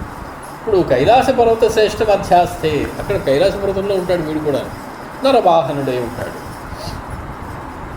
యస్య తత్ పుష్పకం నామ విమానం కామగం శుభం వీర్యాదేవ అర్జితం భద్రే ఏన యామి విహాయసం. సమస్త నా యొక్క బలంతో వీర్యంతో కష్టపడి గెలుచుకున్నాను నేను. దేన్ని? పుష్పకం. పుష్పక విమానం నాదే. ఎప్పుడో విన్నావా దాని పేరు? కామగం. కామగం అంటే అధిష్టాతృ కామ అనురూపగామినం. దాన్ని ఎక్కి కూర్చున్నవాడు మనసులో ఎటు వెళ్ళాలి అని సంకల్పిస్తాడో అటు వెళ్ళిపోతుంది. దానికేమి విడిగా గేర్లు మార్చడం, డ్రైవింగ్ చేయడం, స్టీరింగ్ తిప్పడం ఏముండదు. అటువంటిది కామగం. నీ కామాన్ని బట్టి, నీ ఆలోచన బట్టి, నీ సంకల్పాన్ని బట్టి వెళ్ళిపోతుంది అక్కడికి. అటువంటి విమానం పుష్పకం నామ. అటువంటి పుష్పకాన్ని వీర్యాదేవార్జితం భద్రే. అది నా యొక్క వీర్యంతో నేను గెలుచుకున్నాను. మమ సంజాత రోషస్య ముఖం దృష్ట్వైవ మైథిలీ విద్రవంతి పరిత్రస్తాః సురాః శక్ర పురోగమాః. నాకొక్కసారి కోపం రావాలి. ఆ కోపం వచ్చిన ముఖం చూశారు, విద్రవంతి పరిగెడతారు, పరిత్రస్తాః విపరీతమైన భయపడి. ఎవరు? సురాః శక్ర పురోగమాః. ఇంద్రుడిని ముందు పెట్టుకున్నటువంటి దేవతలందరూ కూడా వెనక్కి తిరిగి పారిపోతారు కోపంగా ఉన్నటువంటి నా మొహం చూస్తే. కోపంగా ఎవరి మొహం ఉన్నా అతి వికృతంగా ఉంటుంది, పారిపోవాలనే ఉంటుంది మనకు కూడా. వీడి ముఖం కోపంగా ఉంటే దేవతలు కూడా వాడిని విడిచిపెట్టి పారిపోతారు. మనకు నీతి తెలుస్తోంది ఇక్కడ. కోపం తెచ్చుకోవడం వల్ల దేవతలు మనకు దూరం అయిపోతారు. కోపమున్న నా మొహం చూస్తే ఇంద్రుడితో పాటు సమస్త దేవతలు పారిపోతారు. మన మొహాలు కోపంగా ఉన్న దేవతలందరూ అలాగే పారిపోతారు. పరిస్థితి కోపం తెచ్చుకోవడం ఎంత దుర్గుణమో మనకి చెప్తోంది. చాలా గొప్ప విషయంగా చెప్పుకుంటున్నాడు వాడు. ఎత్ర తిష్టామ్యహం తత్ర మారుతో వాతి శంకితః. నేను ఎక్కడుంటే అక్కడ వాయుదేవుడు గడగడలాడిపోతూ నాకు ఎంత గాలి కావాలో అంత మాత్రమే వీస్తూ ఉంటాడు. నేను ఎటు వెళ్తే నాకు అటుపక్క గాలి తగిలేలా వీస్తూ ఉంటాడు. వాడు ఇష్టం వచ్చినట్టుగా విజృంభించి వీస్తే నేను వాడి కాళ్ళు రెండు వరకు కూడా కదలడానికి లేకుండా చేస్తాను. వాయువుకి సదాగతి అని పేరు. ఎప్పుడూ కదులుతూ ఉండేవాడు. కాబట్టి వాడి కదలకుండా చేసేటువంటి సామర్థ్యం నాకు ఉంది. అంటే వాయువుని చెప్తున్నాడంటే తక్కిన పంచభూతాలన్నింటినీ కూడా నా నియంత్రణ చేస్తున్నానని చెప్తున్నాడు వాడు. ఎత్ర తిష్టామ్యహం తత్ర మారుతో వాతి శంకితః. మనం చెప్పుకున్నాం, మొదల మాట నుండి రావణాసురుడు వచ్చి సీతమ్మ కనపడగానే గాలి ఆగిపోయిందట వీడు. ఒక్క చెట్టు యొక్క ఆకు కూడా కదలటం లేదని రాశారు మనిషి. ఎందుకు? వీడు చెప్తున్నాడు, నన్ను చూస్తే గాలి గడగడలాడిపోయి కదలకుండా ఆగిపోతుంది, భయపడుతుంది. అది ఆ రోజు సీతమ్మ దగ్గరికి వాడు వచ్చినప్పుడు జరిగిన సంఘటన. తీవ్రాంశు శిశిరాంశుశ్చ భయాత్ సంపద్యతే రవి. తీవ్రాంశుడైనటువంటి రవి సూర్యుడు, శిశిరాంశువు లేదా శీతాంశు అయినటువంటి చంద్రుడు కూడా భయాత్ సంపద్యతే, భయపడిపోయి గడగడలాడిపోతారని చూస్తే. నిష్కంపపత్రాస్తరవో నద్యశ్చ స్థిమితోదకాః. నేను అలా వెళుతుంటే ఇటుపక్క అటుపక్క ఉన్న చెట్ల యొక్క ఆకులు కదలవు. బిగపెట్టుకుని కూర్చుంటే నేను ఏమన్నా చేస్తానేమో అని భయపడుతుంది. అంత ఆకులేవి కదలలేదని కూడా రాశాడు వాల్మీకి మహర్షి. రావణాసుడు సీతమ్మ దగ్గరికి రాగానే వీడే చెప్తున్నాడు, నిష్కంప పత్రాహ తరవహ. చెట్లన్నీ కూడా కదలకుండా ఉన్నటువంటి ఆకులతో ఉంటాయి. నద్యశ్చ స్థిమితోదకాః. ఈ మాట కూడా చెప్పాడు వాల్మీకి మహర్షి. రావణాసుడు సీతమ్మ దగ్గర రాగానే గోదావరి అత్యంత వేగంగా ప్రవహించేది కాస్త చప్పుడు చేయకుండా మెల్లగా అలా ప్రవహిస్తూ వెళ్ళిపోయింది. చెప్తున్నాడు వీడు, నేను కనుక కనపడితే నిష్కంప పత్రాహ తరవహ నద్యశ్చ స్థిమితోదకాః భవంతి ఎత్ర ఎత్ర అహం తిష్టామి విచరామి చ. నేను ఎక్కడుంటే అక్కడ, నేను ఎక్కడికి వెళ్తే అక్కడ ఇలాగే ఉంటుంది పరిస్థితి. మమ పారే సముద్రస్య లంకా నామ పురీ శుభా సంపూర్ణ రాక్షసైః ఘోరైః యథా ఇంద్రస్య అమరావతి. ఇంద్రుడి పేరు నీకు తెలిసి ఉంటుంది, నా పేరు తెలిసినా తెలియకపోయాను. ఇంద్రుడికి అమరావతి అనేటువంటి పట్టణం ఉంటుంది. చాలా అందమైనటువంటి పట్టణం, చాలా సౌభాగ్యంతో ఐశ్వర్యంతో ఉంటుంది. అలా ఉంటుంది నా లంక కూడా. సముద్ర తీరం ఇక్కడే పక్కనే, సముద్రం దాటగానే వచ్చేస్తుంది. సముద్రపారే మమ సముద్రస్య లంక నామపురి. అది ఆ నిండా ఘోరమైనటువంటి రాక్షసులు తిరుగుతూ ఉంటారు. ప్రాకారేణ పరిక్షిప్త పాండురేణ విరాజత హేమకక్షా పురీ రమ్య వైడూర్యమయ తోరణాః. దాని యొక్క ఐశ్వర్యం గురించి ఏం చెప్పమంటావు? ప్రాకారేణ పరిక్షిప్త, దానికి నాలుగు పక్కల ప్రాకారాలు ఉన్నాయి. పాండురేణ విరాజిత. ఆ గోడలో ప్రాకారానికి కట్టిన గోడలన్నీ వెండి దిమ్మలు పట్టుకొచ్చి దాంతో కట్టేశాము. పాండురేణ విరాజిత, తెల్లగా ఉన్నటువంటి వెండిలా మెరిసిపోతూ ఉంటాయి. వెండిలాగా. హేమకక్ష పురీ రమ్య, ఇళ్ళు అనేది ఎంతో గట్టిగా అనుకుంటున్నావు. బంగారు కిటికీలు తెప్పించావు, బంగారు గుమ్మాలు, బంగారు కిటికీలు, బంగారు ఊసలు, మొత్తం ఇల్లంతా బంగారంతో కట్టేసుకున్నాము. హేమకక్ష పురీ రమ్య, భలే ఉంటుందిలే. వైడూర్యమయ తోరణాహ, బహిర్ద్వారాలు, తోరణములు అంటే బహిర్ద్వారాలన్నీ ఎంతో కట్టామనుకుంటున్నావు. వైడూర్యముతోటి తాపడం చేసేసాం. వైడూర్యం పెద్ద పెద్ద ముక్కలు తీసుకొచ్చి వాటితోటి ఆ తోరణాలన్నీ కట్టేసాం. మహా ఐశ్వర్యం అన్నమాట. నువ్వేంటి బంగారు జింక అని మొహపడ్డావు కదా, బంగారం కదా నీకు కావాలి. ఇదేం బంగారం, అసలు బంగారం నేను చూపిస్తాను. ఇక్కడికి వచ్చి అంతటి బంగారం నీకు ఇస్తాను. కేవలం ఒక చిన్న లేడీ కోసం నువ్వు ఊరికే అచ్యుతపడ్డావు, వదిలేసేదాన్ని.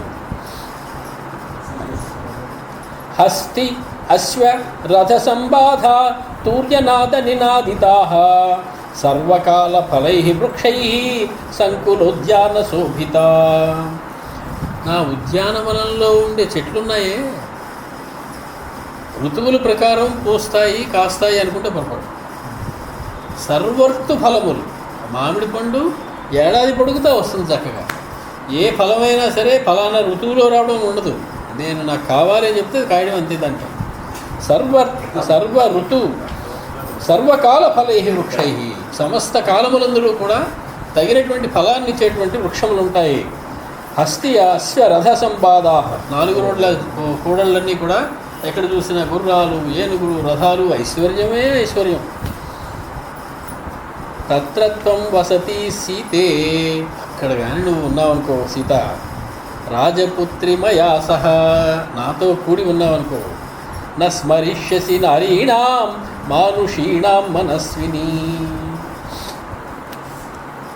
ఆవిడ వీడితో చెప్పింది ఏమని అనగనగా దశరథుడు ఆయనకి 3 భార్యలు, పెద్దవారి కొడుకు రామచంద్రుడు, మా ఇద్దరికి పెళ్ళి అయింది. పెళ్ళి అయ్యాక మేము 12 సంవత్సరాలు ఉన్నాం. భూత్వా మానుషాన్ భోగాన్, మనుష్యులు అనుభవించేటువంటి భోగములన్నీ నేను అనుభవించి ఉన్నాను. ఒక మనుష్య స్త్రీ అలా చెప్పదు కదా. ఇప్పుడు మనుష్య స్త్రీ కాదేమో అని వాడికి అప్పుడే అనుమానం రావాలి. నువ్వు ఇందాక లేదో మనుష్య సంబంధమైనటువంటి భోగాలు అనుభవించానన్నావు, చూసావా? అవి కాదు. నస్మరిష్యసి నారీణాం మానుషీణాం మనస్విని. నువ్వు ఈ మనుష్య భోగాలన్నీ అనుభవించావు ఇదివరకు. మనుష్యులని కానీ మనుష్య స్త్రీలని కానీ నువ్వు కూడా ఊహించడానికి కానీ ఆలోచించడానికి కూడా కానీ అవకాశమే ఉండదు. ఎప్పుడు తత్రత్వం వసతి సీతే రాజపుత్రి మయా సహా, ఆ లంకానగరం కనుక వచ్చేసి నాతో కనుక నువ్వు ఉన్నట్లయితే, భుంజానా మానుషాన్ భోగాన్ దివ్యాంశ్చ వరవర్ణిని. ఉందా లేదో బాధపడుతూ చెప్పావు. భుంజానా మానుషాన్ భోగాన్ అని, మనుష్య భోగాలన్నీ అనుభవించానని చెప్పావు. ఇప్పుడు అవి కాదు. భుంజానా అవి ఉంటాయి. దివ్యాంశ్చ, దేవతా భోగములన్నీ కూడా నీకు అందజేస్తాను. ఎందుకంటే దేవతలందరూ నాకు ఊడిగం చేస్తూ ఉంటారు. వాళ్ళకి ఎటువంటి భోగాలు ఉన్నాయో అటువంటి భోగాలన్నీ నీకు కూడా కలిగేలా చేస్తాను.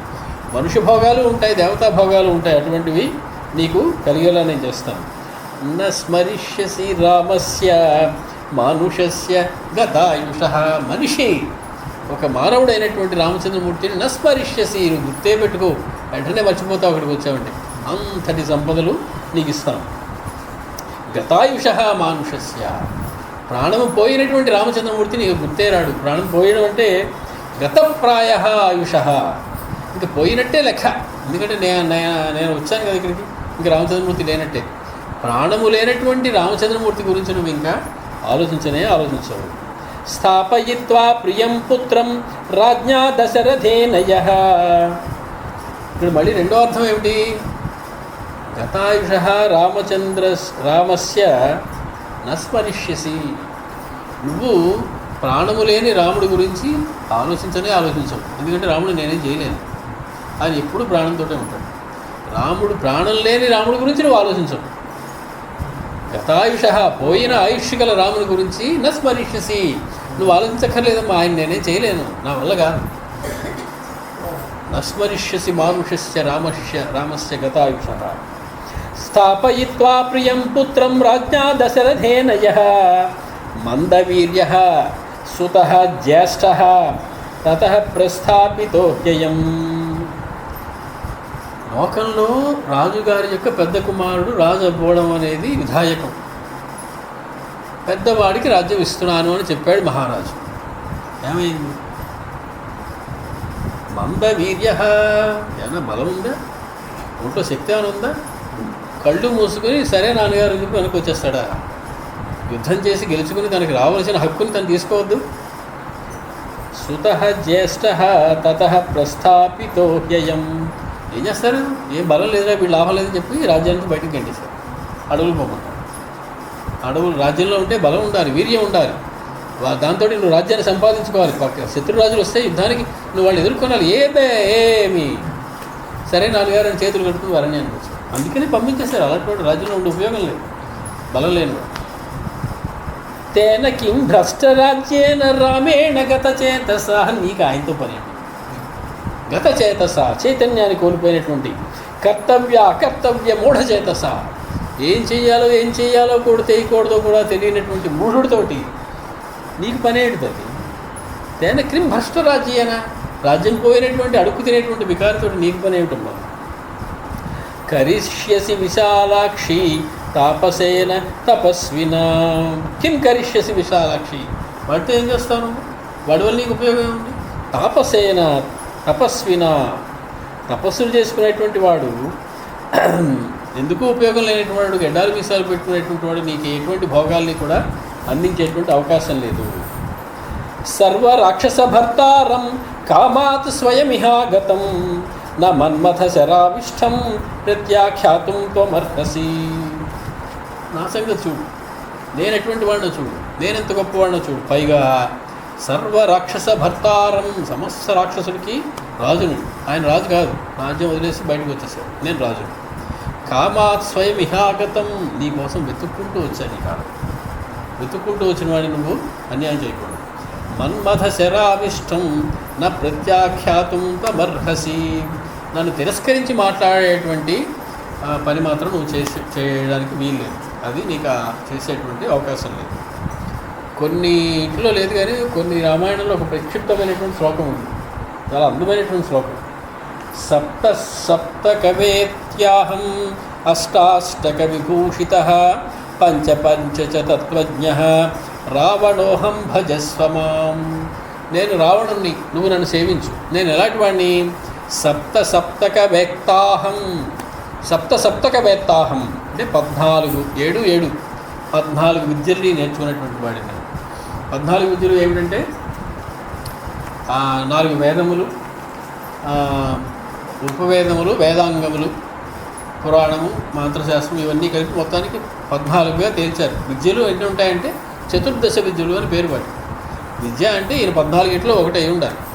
కాబట్టి సప్త వేత్తాహం, 7 తెలిసిన వాడిని నేను, అంటే 14 విద్యలు తెలిసినటువంటి వాడిని.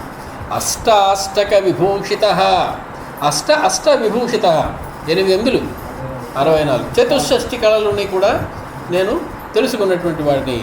పంచ చ తత్వజ్ఞః, 5 25, మొత్తం తత్వాలన్నీ కూడా 25 అని చెప్తారు. కర్మేంద్రియాలు, జ్ఞానేంద్రియాలు, తన్మాత్రలు, ఇవన్నీ చెప్పు. అటువంటి 25 తత్వముల గురించి తత్వజ్ఞ, వాటి గురించి తెలిసినటువంటి వాడిని. రావణోహం, అటువంటి రావణుణ్ణి. భజస్వమాం, నన్ను సేవించుకో చక్కగా. ప్రత్యాఖ్యాయహి మాం భీరు పరితాపం గమిష్యసి, నన్ను వెనక తిరస్కరించినట్లయితే పరితాపం గమిష్యసి, నువ్వు పరితాపాన్ని పొందుతావు. ఏ భీరు, ఓ భయపడుతున్నటువంటి దానా. ఈవిడి ఉద్దేశం ఎంతసేపు తనని చూసి భయపడిపోతుందని వీడి ఉద్దేశం. ఆవిడ భయం రామచంద్రుడికి దూరం అయిపోబోతున్నానే, అయ్యో అని భయం. జగన్నాటకం కోసం, సర్వలోక కళ్యాణం కోసం ఇది చేయాల్సి వస్తుంది. రామచంద్రుడికి కొంతకాలం దూరంగా ఉండాల్సి వస్తుంది అని భీరు ఆవిడ. వీడు భీరు అని పిలుస్తున్నాడు ఆవిడ. చరణేన అభిహత్యేవ పురూరవసమూర్వశీ, పురూరవుడు ఊర్వశి దగ్గరికి వెళ్ళి బతిమాలితే ఆవిడ కాలదండింది వాడిని. దానికి చాలా కష్టాలు అనుభవించింది ఊర్వశి పురాణ కథల్లో. నువ్వు పురూరవుడిని తిరస్కరించిన ఊర్వశిలో అయిపోతావు. నన్ను కనుక తిరస్కరించినట్లయితే ఆవిడ పాటి కన్నా ఎక్కువ కష్టాలు నువ్వు పడబోతున్నావు. పరితాపం గమిష్యసి, చాలా బాధలు పడతావు. అంగుళ్యాన సమో రామో మమ యుద్ధే సమానుషః. నా చిటికిని వేరికి కూడా పనికిరాడు రామచంద్రమూర్తి యుద్ధం దాకా వచ్చింది. చిటికిని వేరితో ఇలా అంటే చనిపోతాడు రామచంద్రుడు. అంతటి గొప్ప పరాక్రమం అన్నారు. తవ భాగ్యేన సంప్రాప్తం భజస్వ వరవన్. ఎంత అదృష్టవంతురాలు నువ్వు. నా అంతటి వాడు వచ్చి నేను కోరుతున్నాడు. భజస్వమా, నన్ను సేవించు చక్కగా. ఏవ ముక్తాతు వైదేహి క్రుద్ధా సంరక్తలోచన. ఆవిడ కోపం వచ్చింది. సంరక్తలోచన, కళ్ళు ఎర్రబడ్డాయి. అబ్రవీత్ పరుషం వాక్యం రహితే రాక్షసాధిపం. రహితే అంటే నిర్జనే. ఇదివరకు వచ్చింది మనకు ఒకసారి. ఏ జనము లేనటువంటి ఆ నిర్జనమైనటువంటి వనంలో ఆవిడ రాక్షసుడితో ధైర్యంగా క్రోధంతో మాట్లాడి, కథం వైశ్రవణం దేవం సర్వభూత నమస్కృతం భ్రాతరం వ్యపదిశ్యత్వం అశుభం కర్తుమిచ్చసి. నువ్వు అన్ని నిజాలు చెప్పావా? కుబేరుడు నీకు సోదరుడు అన్నమాట, నిజమేనా? సర్వదేవ నమస్కృతుడైనటువంటి కుబేరుడు అంతటి వాడికి సోదరుడు అనువు. కథం త్వం వైశ్రవణం దేవం సర్వభూత నమస్కృతం భ్రాతరం వ్యపదిశ్య అశుభం కర్తుమిచ్చసి. అంతటి వాడికి సోదరుడు అయ్యుండి, కుబేరుడు అంతటి గొప్పవాడికి సోదరుడు అయ్యుండి అశుభాన్ని చేయడానికి ఇష్టపడుతున్నావు. ఆయన అశుభం చేయడం ఎలా చేద్దాం అనుకుంటున్నావు? కథం అవశ్యం వినశిష్యంతి సర్వే రావణ రాక్షసాః. నువ్వు ఒక్కడవే కాదయ్యా, నువ్వు ఇప్పుడు చేయబోయే పనికి సర్వే రాక్షసాః వినశిష్యంతి, సమస్తమైనటువంటి రాక్షసులు మరణిస్తారు. ఏషాం త్వం కర్కశో రాజా దుర్బుద్ధి అజితేంద్రియ. వాళ్ళు ఏం చేస్తారులే, దుర్బుద్ధి అజితేంద్రియుడు అనేటువంటి వాడు రాజుగా ఉంటే అంతే గతి పడుతుంది వాళ్ళకి. వాళ్ళు కూడా మరణించవలసింది. అటువంటి వాళ్ళకి నువ్వు రాజువి. ఇటువంటి రాజుని పెట్టుకున్నందుకు వాళ్ళందరికీ కూడా నీకు పట్టిన గతే పడుతుంది. అపహృత్య శచీం భార్యాం శక్యం ఇంద్రస్య జీవితుం నచ రామస్య భార్యాం మాం అపనీయ అస్తి జీవితం. ఒకసారి దేవేంద్రుని యొక్క భార్య శచీదేవిని ఒకడు అపహరించాడు. బతికాడు, చాలా కాలం బతికాడు. మళ్ళీ ఇంద్రుడు పారిపోయి ఎక్కడో దాక్కుంటే శచీదేవి ఆయన కలవడం కోసం మళ్ళీ సప్తఋషులతో మోస్తున్నటువంటి పల్లకీలో వాడిని తీసుకెళ్ళడం. ఈ కథంతా మనకి తెలుసు. శచీదేవి భార్య అయినటువంటి ఇంద్రాణిని అపహరించి బతికితే బతకచ్చు కొంతకాలం. నచ రామస్య భార్యాం మాం అపనీయ అస్తి జీవితం. రామచంద్రుని ఇల్లాలు అయినటువంటి నన్ను అపహరించిన వాడికి ఇంకా జీవితం మాత్రం ఉండదు. జీవే చిరం వజ్రధరస్య హస్తాత్ శచీం ప్రధృష్య ప్రతిరూపరూపాం నమాదృశీం రాక్షసదూషయిత్వా పీతామృతస్యాపితవాస్తి మోక్షః. వజ్రధరుడైనటువంటి ఇంద్రుని యొక్క చేతిలోంచి శచీదేవిని తీసుకుపోయి బతికితే బతకచ్చు. వాడు బతికాడండి, వాడు అమృతం తాగాడు కాబట్టి బతికాడు కొన్నాళ్ళు. నా మాదృశీం రాక్షస దూషయిత్వా పీతామృతస్యాపి తవాస్తి మోక్షః. నువ్వు అమృతం తాగాను, నన్ను ఎవరు ఏం చేయరు అనుకున్నప్పటికీ కూడా నీకు చావు తప్ప ఇంకొకటి. అమృతం తాగిన వాడినైనా కూడా సంహరించగలిగినటువంటి శక్తి, మరణం లేని వాడికి కూడా మరణం ఇచ్చేటువంటి శక్తి రామచంద్రమూర్తి తలుచుకుంటే మరణించడానికి అవకాశం. సీతాయా వచనం శ్రుత్వా దశగ్రీవః ప్రతాపవాన్ హస్తే హస్తం సమాహత్య చకారసు మహద్వపుః. ఎంత నాటకీయంగా వర్ణిస్తున్నాడు చూడండి వాల్మీకి మహర్షి. ఒక్కసారి ఇలా జబ్బ జరుచుకున్నట్ట, లేదా 2 సార్లు చప్పట్లు కొట్టాట, గబుక్కునే ఆ రూపం అంతా పోయి అసలు రావణ రూపం వచ్చేసింది. సీతాయా వచనం శ్రుత్వా దశగ్రీవః ప్రతాపవాన్ హస్తే హత్యం సమాహత్య చకారసు మహద్వపుః. స మైథిలీం పునర్వాక్యం బభాషే చ తతో భృశం నోన్మత్తయా శ్రుతౌ మన్యే మమ వీర్య పరాక్రమౌ.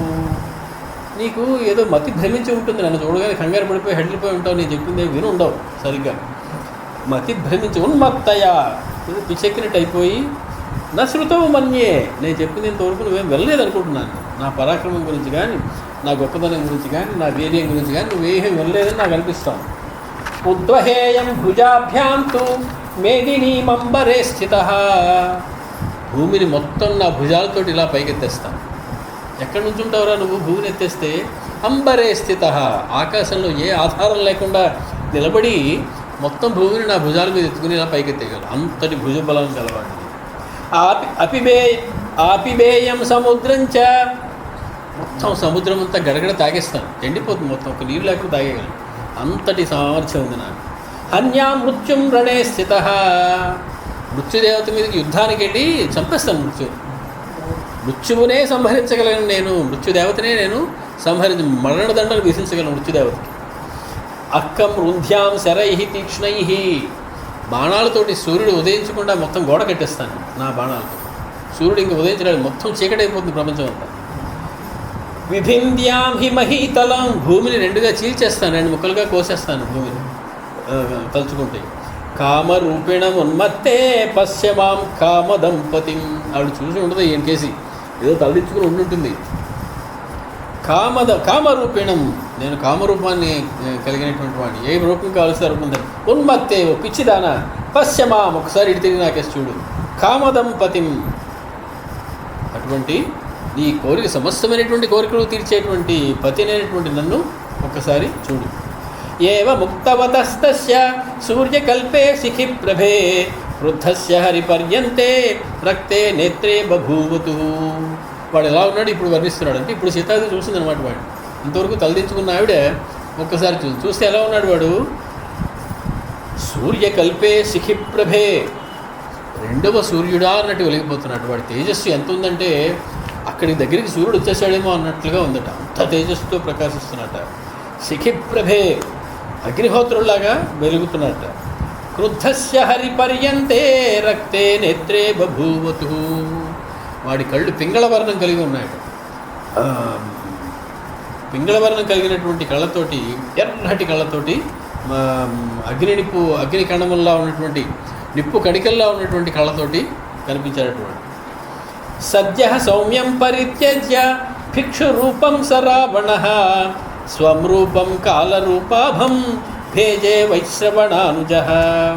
వైశ్రవుడి యొక్క సోదరుడైనటువంటి వాడు ఇప్పుడు స్వరూపం భేజే, అసలు రూపం చూపించేశాడు.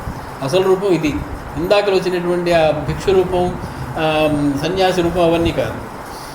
సత్య, వెంటనే సౌమ్యం రూపం పరిత్యజ్య, సౌమ్యం అనేటువంటి చాలా మనోహరమైనటువంటి తన రూపాన్ని విడిచిపెట్టి భిక్షు రూపం పరిత్యజ్య స్వం రూపం కాలరూపాభం, సాక్షాత్తు మృత్యు రూపం అంట, యముని యొక్క రూపం ఉంటుంది. అటువంటి రూపాన్ని, వాడి రూపం ఒరిజినల్ రూపం అది, దాన్ని వాడు చూపించాడు. సంరక్త నయన శ్రీమాన్, ఎర్రగా ఉన్నట్టు చింత నిప్పుల్లో ఉన్నటువంటి కళ్ళు. శ్రీమాన్, శ్రీమాన్ అనేటువంటి మాటకి శ్రీతో కూడినటువంటి వాడు అని అర్థం. సీతాదేవి పక్కనే ఉంది కదండి, కాబట్టి ఇప్పుడు వాడు శ్రీమాన్, శ్రీతో కూడి ఉన్నాడు. వ్యాఖ్యానకారులు ఏమన్నారంటే, శ్రీమాన్ అనేటువంటి మాటకి విచిత్ర శక్తి సంపన్న శ్రీమాన్, అనేకమైనటువంటి విచిత్రమైనటువంటి శక్తులు కలిగినటువంటి వాడిని శ్రీమాన్ అని పిలవాలి. అటువంటి శ్రీమంతుడైనటువంటి తప్త కాంచన కుండల, పుటం పెట్టిన బంగారంతో చేయబడినటువంటి కుండలములు కలవాడు. క్రోధేన మహతావిష్టో నీలజీమూత సన్నిభ, మా స్వామి నీలమేఘశ్యాముడు, అదో అందం. వీడు నీలమేఘశ్యాముడే, కానీ అలా అంటలేదు. నీలజీమూత సన్నిభ, నల్ల మబ్బులో ఉన్నాడు, చూడడానికి అసహ్యంగా. నీలమేఘశ్యామలత్వం ఎక్కడ, నీలజీమూత సన్నిభత్వం ఎక్కడ? ఇద్దరూ నలుపే, కానీ నలుపులో తేడాలి. మళ్ళీ స్వామి నలుపు అంటే నలుపా కాదు, ఏదో మా స్వామి కొంచెం చామరచాయి, మీరందరూ నలుపుంటారు. క్రోధేన మహతావిష్టో నీలజీమూత సన్నిభ దశాస్య కార్ముకీ బాట్, 10 చేతులు, 10 చేతులతో కనపడ్డాడు. కార్ముకీ బాణి, ఒక చేతిలో కార్ముక ఉంది, ధనుస్సు, ఒక చేతితో బాణం ఉంది. బభూవ క్షణదాచర, క్షణదాచరుడు, క్షణం అనే మాటకి రాత్రి అని అర్థం. క్షణదాచరుడు అన్నా, నిశాచరుడు అన్నా, రాత్రించరుడు అన్నా ఒకటే, రాక్షసుడు. అలాగ వాడు కనిపించాడు. స పరివ్రాజక ఛద్మ మహాకాయో విహాయ తత్ ప్రతిపద్య స్వకం రూపం రావణో రాక్షసాధిప. ఆ పరివ్రాజక రూపాన్ని విడిచిపెట్టి మహాకాయుడై తన స్వస్వరూపంతో ప్రకాశిస్తున్నాడు. సంరక్త నయన, మిక్కిలి ఎర్రనైన కన్నులు ఉన్నాయి. క్రోధాత్ జీమూత నిచయ ప్రభ, క్రోధంతో కళ్ళు ఎర్రబడ్డాయి. అనేకమైనటువంటి నల్లని మేఘముల గుంపు ఒకటి అక్కడ ఎదురుగుండా మన ముందు సాక్షాత్కరిస్తే ఎలా ఉంటుంది అంటే, ఇదిగో వీళ్ళం ఈ రావణాసురుడు. రక్తాంబరధర, ఏమి కాంబినేషన్ చూడండి, నల్లటి రంగు ఎర్రటి వస్త్రం, దానికి సూట్ అయ్యేలాగా తెలుపుదో లైట్ రంగు కట్టుకుంటే అర్థం. మా రాక్షస లక్షణాలు ఉంటాయి. ఆ నల్లటి శరీరానికి ఎర్రటి వస్త్రాన్ని నోడు కట్టుకున్నాడు. తస్థౌ శ్రీరత్నం ప్రేక్ష్య మైథిలి, శ్రీరత్నమైనటువంటి ఆ సీతమ్మ అని చూసి వాడున్నాడు, అక్కడ నిలబడ్డాడు. సతాం అసితకేశాంతాం భాస్కరస్య ప్రభామివ వసనాభరణోపేతాం మైథిలీం రావణో బ్రవీత్. అసితకేశాంతాం, ఆ కేశములు చాలా నల్లని కేశములు కలిగినటువంటి, నల్లని కేశపాసం కలిగినటువంటి తల్లి. కేశములు మట్టి రంగులో కానీ ధూమ్రవర్ణంలో కానీ ఉంటే రాక్షస లక్షణం అని చెప్తారు. ఇప్పుడు కొంతమంది ప్రత్యేకంగా ఆ రంగు కావాలని తయారు చేయించుకున్నటువంటి వాళ్ళు ఉంటున్నారు. అసిత కేశాంత, చక్కటి నల్లని కురుడు కలిగినటువంటి ఆ సీతమ్మ భాస్కరస్య ప్రభామివ, సూర్యుని యొక్క తేజస్సులా వెలిగిపోతుందట. వసనాభరణోపేతాం, అద్భుతమైనటువంటి వస్త్రాన్ని కట్టుకుంది. ఎక్కడిదండి ఆవిడకి వనంలో ఆ అద్భుతమైనటువంటి వస్త్రం? అనసూయమ్మ పెట్టింది అరణ్యానికి బయలుదేరే ముందు, అయోధ్యకాండ చివర్లో ఆ వస్త్రం కట్టుకుంది. అది ఎప్పుడు కూడా పాడయ్యేటువంటి వస్త్రం కాదు. సర్వాభరణోపేతాం, ఆభరణాలు కూడా ఆవిడే ఇచ్చింది. ఆ ఆభరణాలు పెట్టుకుంది. సరే, దశరథ మహారాజు ఆవిడకి ఆభరణాలతోనే పంపించాడు. ఎన్ని ఆభరణాలు పంపించాడండి అన్నారు. 10 సంవత్సరాలకి 7 వారాల నగలు ఉంటాయి మామూలుగా. ఆ 7 వారాల నగలు వారానికి ఒకసారి తీసేసి మళ్ళీ వారానికి కొత్త 7 వారాల నగలు. అలాగే 10 సంవత్సరాలు అంటే 52 సార్లు మార్చాలి 7 వారాల నగలు సంవత్సరంలో. అలాగా 14 సంవత్సరాలు, 52 × 14. అన్ని నగలు బళ్ళ మీద ఎత్తి పంపించేసేట ఆయన అరణ్యానికి. మరి ఆ తర్వాత ఏమయ్యో వాల్మీకి చెప్పలే. వాల్మీకి చెప్పిన మాటకి అవన్నీ ఎక్కడ వదిలేశాడో మరి రామచంద్రమూర్తి దాన ధర్మాలు ఇచ్చేసి ఉంటాడు అందరికీ, లేకపోతే ఆవిడే ఇచ్చేసి ఉంటాం. మనకి వెళుతూ ఇవన్నీ ఎందుకు మనం వెనకాల అన్నీ పంపించాడు దశరథ మహారాజా. ఇప్పుడు ఈవిడ సర్వాభరణ భూషిత అయి ఉంది. ఆవిడ ఇచ్చినటువంటి అనసూయమ్మ ఇచ్చినటువంటి వాటితో. త్రిషు లోకేషు విఖ్యాతం యది భర్తారమిచ్చసి మామాశ్రయ వరారోహే తవాహం సదృశపతి. ఏ స్త్రీకైనా నా భర్త చాలా గొప్పవాడు కావాలి, పరాక్రమంతుడు కావాలి, ముల్లోకాల్లో తెలిసినవాడు కావాలి అనుకుంటుందా అనుకోదా? నువ్వు అలా అనుకున్నట్లయితే నన్ను పెళ్లి చేసుకో. వాడు కాదు, రాముడు కాదు, ఆ బికారి వాడు కాదు. ఎది త్రిషు లోకేషు విఖ్యాతం యది భర్తారమిచ్చసి, ముల్లోకాలలో విఖ్యాతి పొందిన వాడిని భర్తగా కావాలని కనుక నువ్వు అనుకుంటే మామాశ్రయ, నన్ను ఆశ్రయించు. తవాహం సదృశ పతి, నేను నీకు తగినటువంటి పతిని. మాం భజస్వ, నన్ను సేవించు. చిరాయ, చాలా కాలం సేవించు చక్కగా. త్వమహం శ్లాఘ్రేయ ప్రియ తవ, నీ చేత పొగడబడేటువంటి మా ఆయన ఎంత మంచివారు అని నీ చేత అనిపించుకునే అంతటి మొగుడు నేను అవుతాను నీకు. రాజ్యాచ్యుతం అసిద్ధార్థం రామం పరిమితాయుషం. ఎన్నాళ్ళు బతుకుతాడు మనుషుడు? మనిషి అన్నవాడికి జీవితం మహా అయితే 100 సంవత్సరాలు. పరిమితమైనటువంటి ఇప్పుడు ఇంకా 41 ఎంతో మీ ఆయనకి, మరి ఇంకో 50 సంవత్సరాలు బతుకుతాడు. పరిమితమైనటువంటి ఆయుష్ కలిగినటువంటి రాజ్యాత్ బహిష్కృతం చ్యుతం, రాజ్యం నుంచి వెళ్ళగొట్టబడినటువంటి వాడిని అసిద్ధార్థం, ఒక్క పని చేయలేడు. ఏది బంగారు లేడి తెమ్మన్నాడు, తెచ్చాడు ఆయన బంగారు లేడి కావాలని అడిగి పంపించాడు. ఏది బంగారు లేడి లేదు, ఆయన లేడు. అటువంటి వాడిని పట్టుకుని నువ్వు వెళ్ళను. కైహి గుణైహి అనురక్తాసి మూఢే పండితమానిని. ఏమి చూసుకుని ఆయన చూసి నువ్వు అంత మోసిపోతున్నావు తల్లి. మా ఆయనలో నువ్వు ఏదో ఒక్క గుణం చెప్పు, మా ఆయన ఇంతటి వాడని చెప్పడానికి ఏముంది ఆయన దగ్గర? మూఢే, ఓ మూఢురాల. పండితమానిని అంటే పండితురాల్ని అనుకునేటువంటి ఆవిడ, అంటే మూర్ఖురాలు అన్నమాట. మామూలుగా పండితం మన్యులు అంటారు. పండితం మన్యులు అంటే పండితుడు అనుకునేవాడు, నేను పండితుడిని అనుకునేవాడు అంటే వాడు పండితుడు కాదనమాట. తక్కిన వాళ్ళు ఎవరు అలా అనుకోవట్లేదు అనమాట. అంటే పరమ మూర్ఖుడు అనమాట. ఒకసారి రామబ్రహ్మం గారికి ఒక అర్థం రాశాడు. బ్రహ్మశ్రీ మేతవోలు రామబ్రహ్మం పండితం మన్యులకు అంటే పెద్ద మాట వాడితే బాగుంటుంది, ఆయన ఆనందిస్తాడు, మహాకవి కదా అంటాడు. ఆయన మీటింగ్ వెళ్ళలేదు.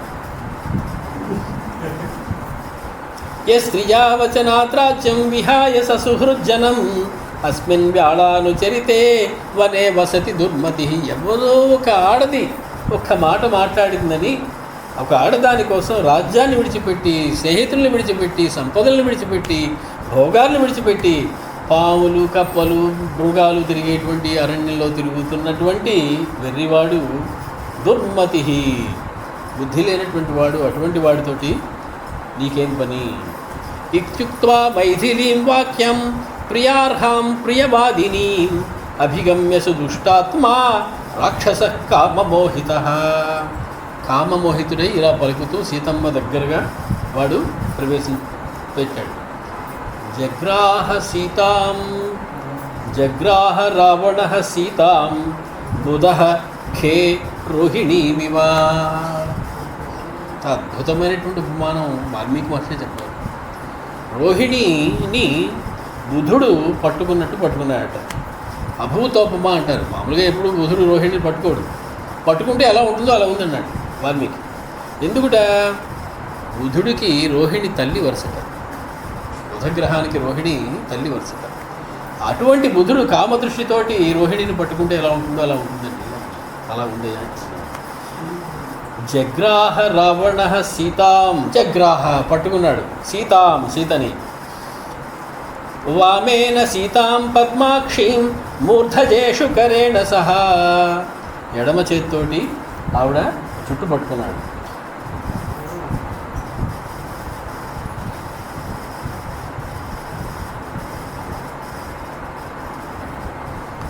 పూర్వోస్తు దక్షిణేనైవ పరిజగ్రాహ పాణినా, రెండో చేతితోటి ఆవిడ తొడని పట్టుకున్నాడు. ఒక చేతితో జుట్టుని, ఒక చేతితో తొడని పట్టుకుని పైకెత్తాడు.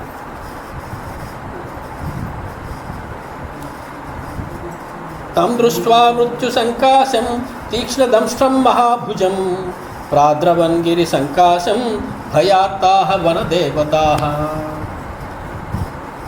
మృత్యుతో సమానంగా ఉన్నటువంటి తీక్ష్ణమైనటువంటి కోరలు కలిగినటువంటి మహాభుజములు కలిగినటువంటి భయంకరమైనటువంటి వాడిని సీతమ్మను అలా పట్టుకెళ్తుంటే చూసి, పెద్ద పర్వతంలో ఉన్నటువంటి వాడిని చూసి, వనదేవతాః భయాత్తాః ప్రాద్రవన్, వనదేవతలందరూ పారిపోయారు.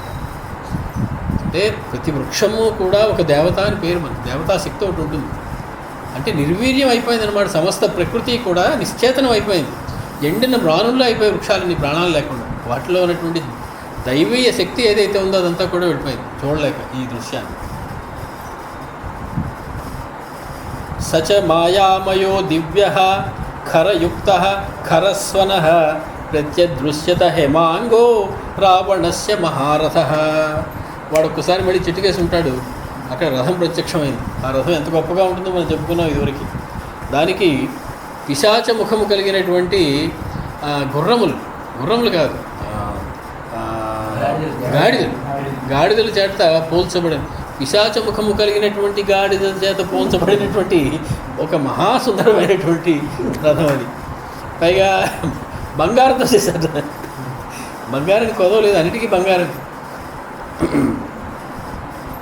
మాయామయ దివ్య ఖరయుక్త ఖరస్వన, చాలా భయంకరమైనటువంటి చప్పుడు చేస్తూ వచ్చింది, కనబడింది అది.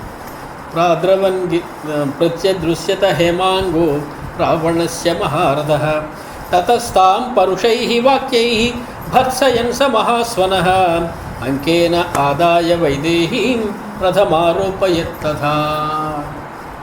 ఆవిడ్ని విలిపిస్తున్నటువంటి ఆవిడ్ని గట్టిగా కేకలేసి అరిచి భయపెట్టి అంకేనాదాయ తన తొడ మీద కూర్చోబెట్టుకుని రథమారోపయత్, రథం మీద కూర్చోబెట్టాడు, ఎక్కించాడు. సా గృహీత విచుక్రోశ రావణేన యశస్విని రామేతి సీతా దుఃఖార్త రామం దూరగతం వనే. అలాగా రావణుని చేత తీసుకెళ్ళబడుతున్నటువంటి సీతమ్మ దుఃఖార్త, దుఃఖం చేత ఆర్తురాలై విచుక్రోశ గట్టిగా కేకలు పెట్టుకుంటాడు. వెంటనే మనకు అనుమానం రావాలి. ఇక్కడే కూర్చుంటే మారీచుడు అరిస్తే ఆవిడ కనపడేది, హా సీత హా లక్ష్మణ అని. ఇప్పుడు ఈవిడ గట్టిగా అరిస్తే మరి రామచంద్రుడికి ఎందుకు కనపడలేదండి? అదే దూరం, పైగా ఇంకా తగ్గిందేమో దూరం కూడా. ఒక స్త్రీ అరుపుకి పురుషుడు అరుపుకి తేడా ఉంటుంది. పైగా వాడు మాయావి, మాయల మారీచుడు వాడు. కాబట్టి వాడు అరుపు గట్టిగా ఉండదు, వినపడేంత దూరం. ఇప్పుడు అరుపు ఎంత గట్టిగా ఇచ్చినా కూడా రామచంద్రమూర్తిని జారలేకపోయేంత దూరంలో ఉన్నాడు ఆయన. వాయు స్తంభన కూడా ఒకటి, ధ్వనిని తీసుకెళ్ళవలసింది వాయువు, ఆ వాయువు కూడా స్తంభించింది.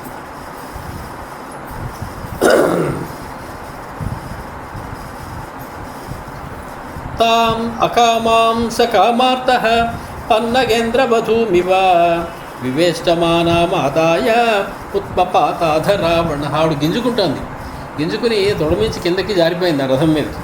వాడు మళ్ళీ పైకెత్తి తొడమి కూర్చోబెట్టింది. అకామాం, ఎటువంటి కోరిక లేనటువంటి ఆవిడ, కామార్త, ఆ కామార్తుడు పన్నగేంద్ర వధూమివ, ఒక చిన్న పాము పిల్లని పట్టుకున్నట్టు మళ్ళీ తెచ్చి లోపల అందులో పెట్టినట్టు ఆవిడ కిందకి జారిపోతుంటే తీసుకొచ్చి మళ్ళీ కూర్చోబెట్టాడు. తతస్సా రాక్షసేంద్రేణ హ్రియమాణ విహాయస, అప్పుడే రథం లేచిపోయింది పైకి, ఆకాశంలో వెళుతుంది రథం. వృషంచుక్రోశమత్తేవ భ్రాంత చిత్తాయ ధాతురా, ఒక పిచ్చి కేకలు పెడుతూ ఉందట తల్లి, భ్రాంత చిత్తురాలైపోయి గట్టిగా అరుస్తూ ఉన్నదట. హా లక్ష్మణ మహాభాగ మహాబాహు. మొట్టమొదట రామచంద్రుడిని పిలవలేదండి, రామచంద్రుడి చేరడానికి మార్గం చూపిస్తుంది ఆవిడ. భక్తుల ద్వారానే పరమాత్మను చేరాలి, అది సులువు మార్గం. గురువుగారి దగ్గరికి వెళ్ళాలంటే మనం వెళ్ళిపోతే ఆయన మాట్లాడకపోవచ్చు, చూడకపోవచ్చు, మనం ఎవరు తెలియకపోవచ్చు. పలానా వాళ్ళు ఎవరైనా తీసుకెళ్ళి అవండి మన కావాలని చెప్పారనుకోండి, వెంటనే పలకరిస్తారు, వాడికి కావాల్సింది ఏదో ఇస్తారు. ఈవిడ రామచంద్రుడి దగ్గరికి చేరడానికి రాముడికి అత్యంత ప్రియమైనటువంటి లక్ష్మణస్వామిని ముందు ప్రార్థిస్తూ ఉన్నది. హా లక్ష్మణ మహాబాహో. ఎవరినైతే ఆవిడ అవమానించి పంపించేసిందో దూరం, ఆ పశ్చాత్తాపం కనపడేలాగా ముందు లక్ష్మణస్వామిని గుర్తు చేసుకుంది. గురు చిత్త ప్రసాదక ప్రియమాణాం న జానీషే రక్షసా మాం అమర్షిణ. రాక్షసుడు నన్ను ఎత్తిగడిపోతున్నాడు అనే విషయం నీకు తెలియదు నాయన ఓ లక్ష్మణ. హా లక్ష్మణ గురు చిత్త ప్రసాదక, గురువుగారి యొక్క పెద్దల యొక్క చిత్తాన్ని ప్రసాదం చేసేలాగా, అనుగ్రహం కలిగేలాగా మార్చేటువంటి లక్షణం కలిగినటువంటి ఓ లక్ష్మణ. జీవితం సుఖం అర్థాంశ్చ ధర్మహేతో పరిత్యజన్ ప్రియమాణాం అధర్మేణ మాం రాఘవన పశ్యసి. తన జీవితాన్ని, తన సుఖాన్ని, తన ధర్మాన్ని, సమస్తాన్ని ధర్మం కోసం వదిలిపెట్టేసినటువంటి రామచంద్రమూర్తి అధర్మంగా నన్ను తీసుకెళ్ళిపోతున్నారనే విషయాన్ని తెలుసుకోలేకపోతున్నాడయ్యా. నాకేసి చూడటం లేదయ్యా రామచంద్రమూర్తి. ఓ లక్ష్మణ, నన్ను నామా వినీతానాం వినేతాసి పరంతప కథమేవం విధం పాపం నత్వం శాస్తి రావణం. ఎక్కడైనా కించిత్ అధర్మం జరిగితే తోక తొక్కిన పాములో లేచిపోతావే నువ్వు. అటువంటి నువ్వు ఏమిటయ్యా మాట్లాడటం లేదు, ఎందుకయ్యా నన్ను దగ్గరికి రావటం లేదు. అవినీతి చేసిన వాడికి, అధర్మం చేసిన వాడికి శిక్ష విధించడంలో అంత గొప్పవాడివే నువ్వు. ఒకసారి ఆ తాటక యొక్క ముక్కు చెవులు ఎలా కోసం, అధర్మం చేసిందని చెప్పి ఆ సోప్పడకను పట్టుకుని ముక్కు చెవులు ఎలా కోసేస్తావు? వీడు నన్ను అధర్మంగా తీసుకెళ్ళిపోతుంటే రావటం లేదేంటి, నువ్వు ఎక్కడున్నావు నాయన లక్ష్మణ? నన్ను సజ్జో అవినీతస్య దృశ్యతే కర్మణ ఫలం కాలోప్యంగీభవత్యత్ర సస్యానామివ పక్తయే. అవునులే, ఇంత ఇంత అధర్మం చేసినటువంటి రాముడు ఇంకా బతికే ఉన్నాడంటే ఆశ్చర్యం లేదు. మనం విత్తనాలు వేసిన మర్నాడే ఫలం రాదు కదా, కొన్నాళ్ళు ఆగాలి, పరిపక్వత చెందాలి.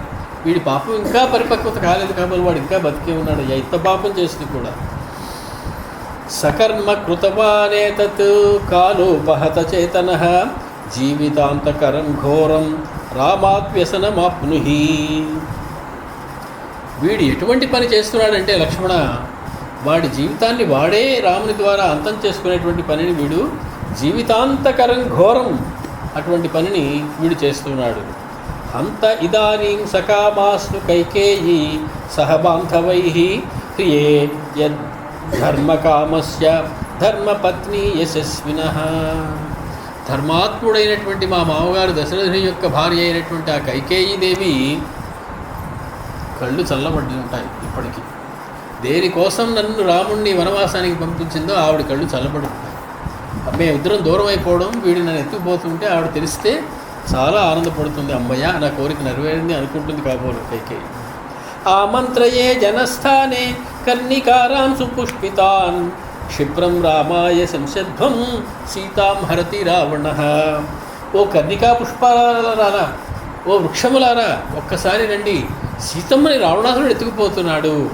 ఆ విషయం సంసిద్ధం రామాయ, మీరేం చేయకరు, మీరు వాడితో దెబ్బలాడలేరు, వాడు మహామూర్ఖుడు, మహాబలశాలి. రామాయ సంసిద్ధం, రామచంద్రమూర్తికి చెప్పండి ఒక్క మాట చాలు.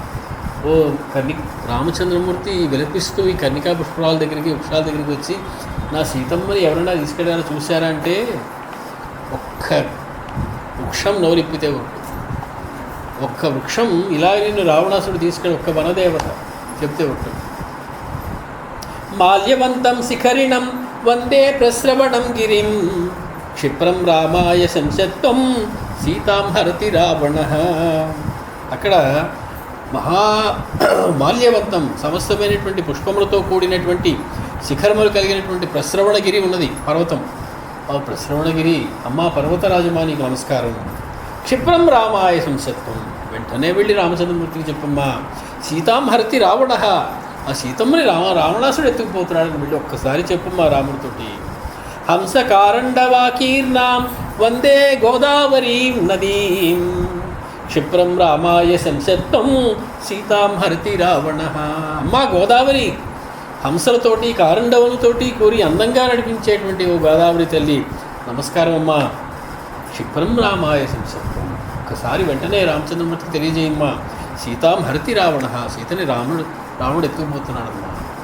గోదావరి నది దగ్గరికి వచ్చి రామచంద్రమూర్తి, హే గోదావరి, సీతని ఎవరైనా ఎత్తుకెళ్ళారా, నువ్వు చూసావా చెప్పమ్మా అని అడిగాడు. మన గోదావరి నోరెత్తితే పల్లెత్తు మాట చెప్పలేదు రా.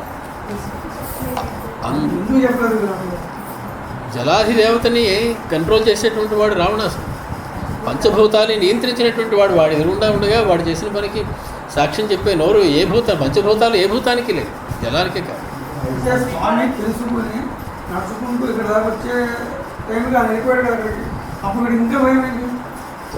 వాడి జలాధిదేవత వాడి కంట్రోల్లోనే ఉంటుంది. అప్పటికి రామచంద్రమూర్తి రావణాసురుని సంహరించే వరకు వాటికి విడుదల లేదు. వాడి భయపడుతూ గడగలాడుతూ ఉండవలసింది ఎక్కడున్నా. ఇది దేవత వాళ్ళు అసలు వీడు రాగానే పారిపోయారు. వాళ్ళు ఏం జరిగిందో కూడా తెలియదు, వీడు ఎత్తుకుపోవడం కూడా చూడలేదు. దైవతాని చయాన్యస్మిన్ వనే వివిధ పాదపే నమస్కరోమ్యహం తేభ్యో భర్తు శంశతమాం కృతాం. ఓ సమస్తమైనటువంటి వృక్షములారా, వృక్షాన్ని అధిష్ఠించి ఉన్నటువంటి దేవతలారా, మీ అందరికీ నమస్కారం. సంసిద్ధం రామాయ, రామచంద్రమూర్తికి వెంటనే చెప్పండి. యాని కానిచిదప అపి అత్ర సత్వాన్ని వసంత్యుత సర్వాణి శరణం యామి మృగ పక్షి గణానపి. ఎవరిని శరణుకోవడాలో నాకు తెలియటం లేదు. ఇక్కడ ఉన్నటువంటి సమస్త మృగములు, సమస్తమైనటువంటి పక్షులు, అమ్మా శరణ్ అంటున్నాను, నన్ను రక్షించండి తల్లి. మీరందరూ కూడా ఎవరైనా కావచ్చు, ఏ మృగమైనా కావచ్చు. యాని కానిచ్చ, ఏ మృగమైనా ఏ పక్షి అయినా సరే నేను శరణం యామి, మిమ్మల్ని శరణం కోరుతున్నాను తల్లి. ప్రియమాణాం ప్రియాం భర్తు ప్రాణేభ్యోపి గరీయసీం వివస అపహృత సీత రావణే నేతి శంసత. వివస అపహృత సీత, వివసురాలైపోయినటువంటి సీతని రావణుడు అపహరించేటువంటి అనేటువంటి మాటని చెప్పండి. విదిత్వా మాం మహాబాహు అముత్రాపి మహాబలః ఆనేష్యతి పరాక్రమ్య వైవస్వత హృతామపి. సాక్షాత్తు మహాబాహు అయినటువంటి రామచంద్రమూర్తి కనుక మీరు చెప్పినట్లయితే అతడు తన పరాక్రమాన్ని ప్రదర్శించి ఆనేష్యతి, మళ్ళీ నన్ను వెనక్కి తీసుకొస్తాడమ్మా. రామచంద్రమూర్తికి ఒక్క మాట చెప్పండి తల్లి, ఇలా రావణాసుడు ఎత్తుకుపోతున్నాడు అనుకోండి. సా తదా కరుణా వాచో విలపంతి సుదుఃఖిత వనస్పతిగతం వృద్ధం దదర్శ ఆయతలోచన. ఒక్కసారి అంత బాధపడుతూ ఉన్నటువంటి తల్లికి ఇంతంత కళ్ళు అయ్యాయట. కమలపత్రాక్ష రామచంద్రమూర్తి, కమలపత్రాయతాక్ష సీతమ్మ, ఆవిడ కళ్ళు ఇంతంత అయ్యాట. ఏమిటి? కరుణావాచో విలపంతి సుదుఃఖిత. ఇంత దుఃఖంతో విలపిస్తూ ఏడుస్తూ ఉన్న ఆవిడికి ఎదురుగుండా రుద్రం దదర్శ, జటాయువు వచ్చింది. జటాయు దర్శనం జరిగింది సీతమ్మకి. ఆ జరగగానే ఆవిడ కళ్ళు ఇంతంత కళ్ళే ఆశ్చర్యంతో, అమ్మయ్య అని నన్ను ఎవరో రక్షించేవాళ్ళు వచ్చారనేటువంటి సంతృప్తితో. అటువంటి సీతమ్మని రావణుడు తీసుకువెడుతూ ఉంటే రక్షించడానికి వచ్చిన జటాయువుని ఒకసారి నమస్కరించుకుంటూ మనందరం మంగళం కౌసలేంద్రాయ మహనీయ గుణాత్మనే చక్రవర్తి తనూజాయ సార్వభౌమాయ మంగళం వేద వేదాంత వేద్యాయ మేఘశ్యామలమూర్తయే పుంసాం మోహన రూపాయ పుణ్యశ్లోకాయ మంగళం.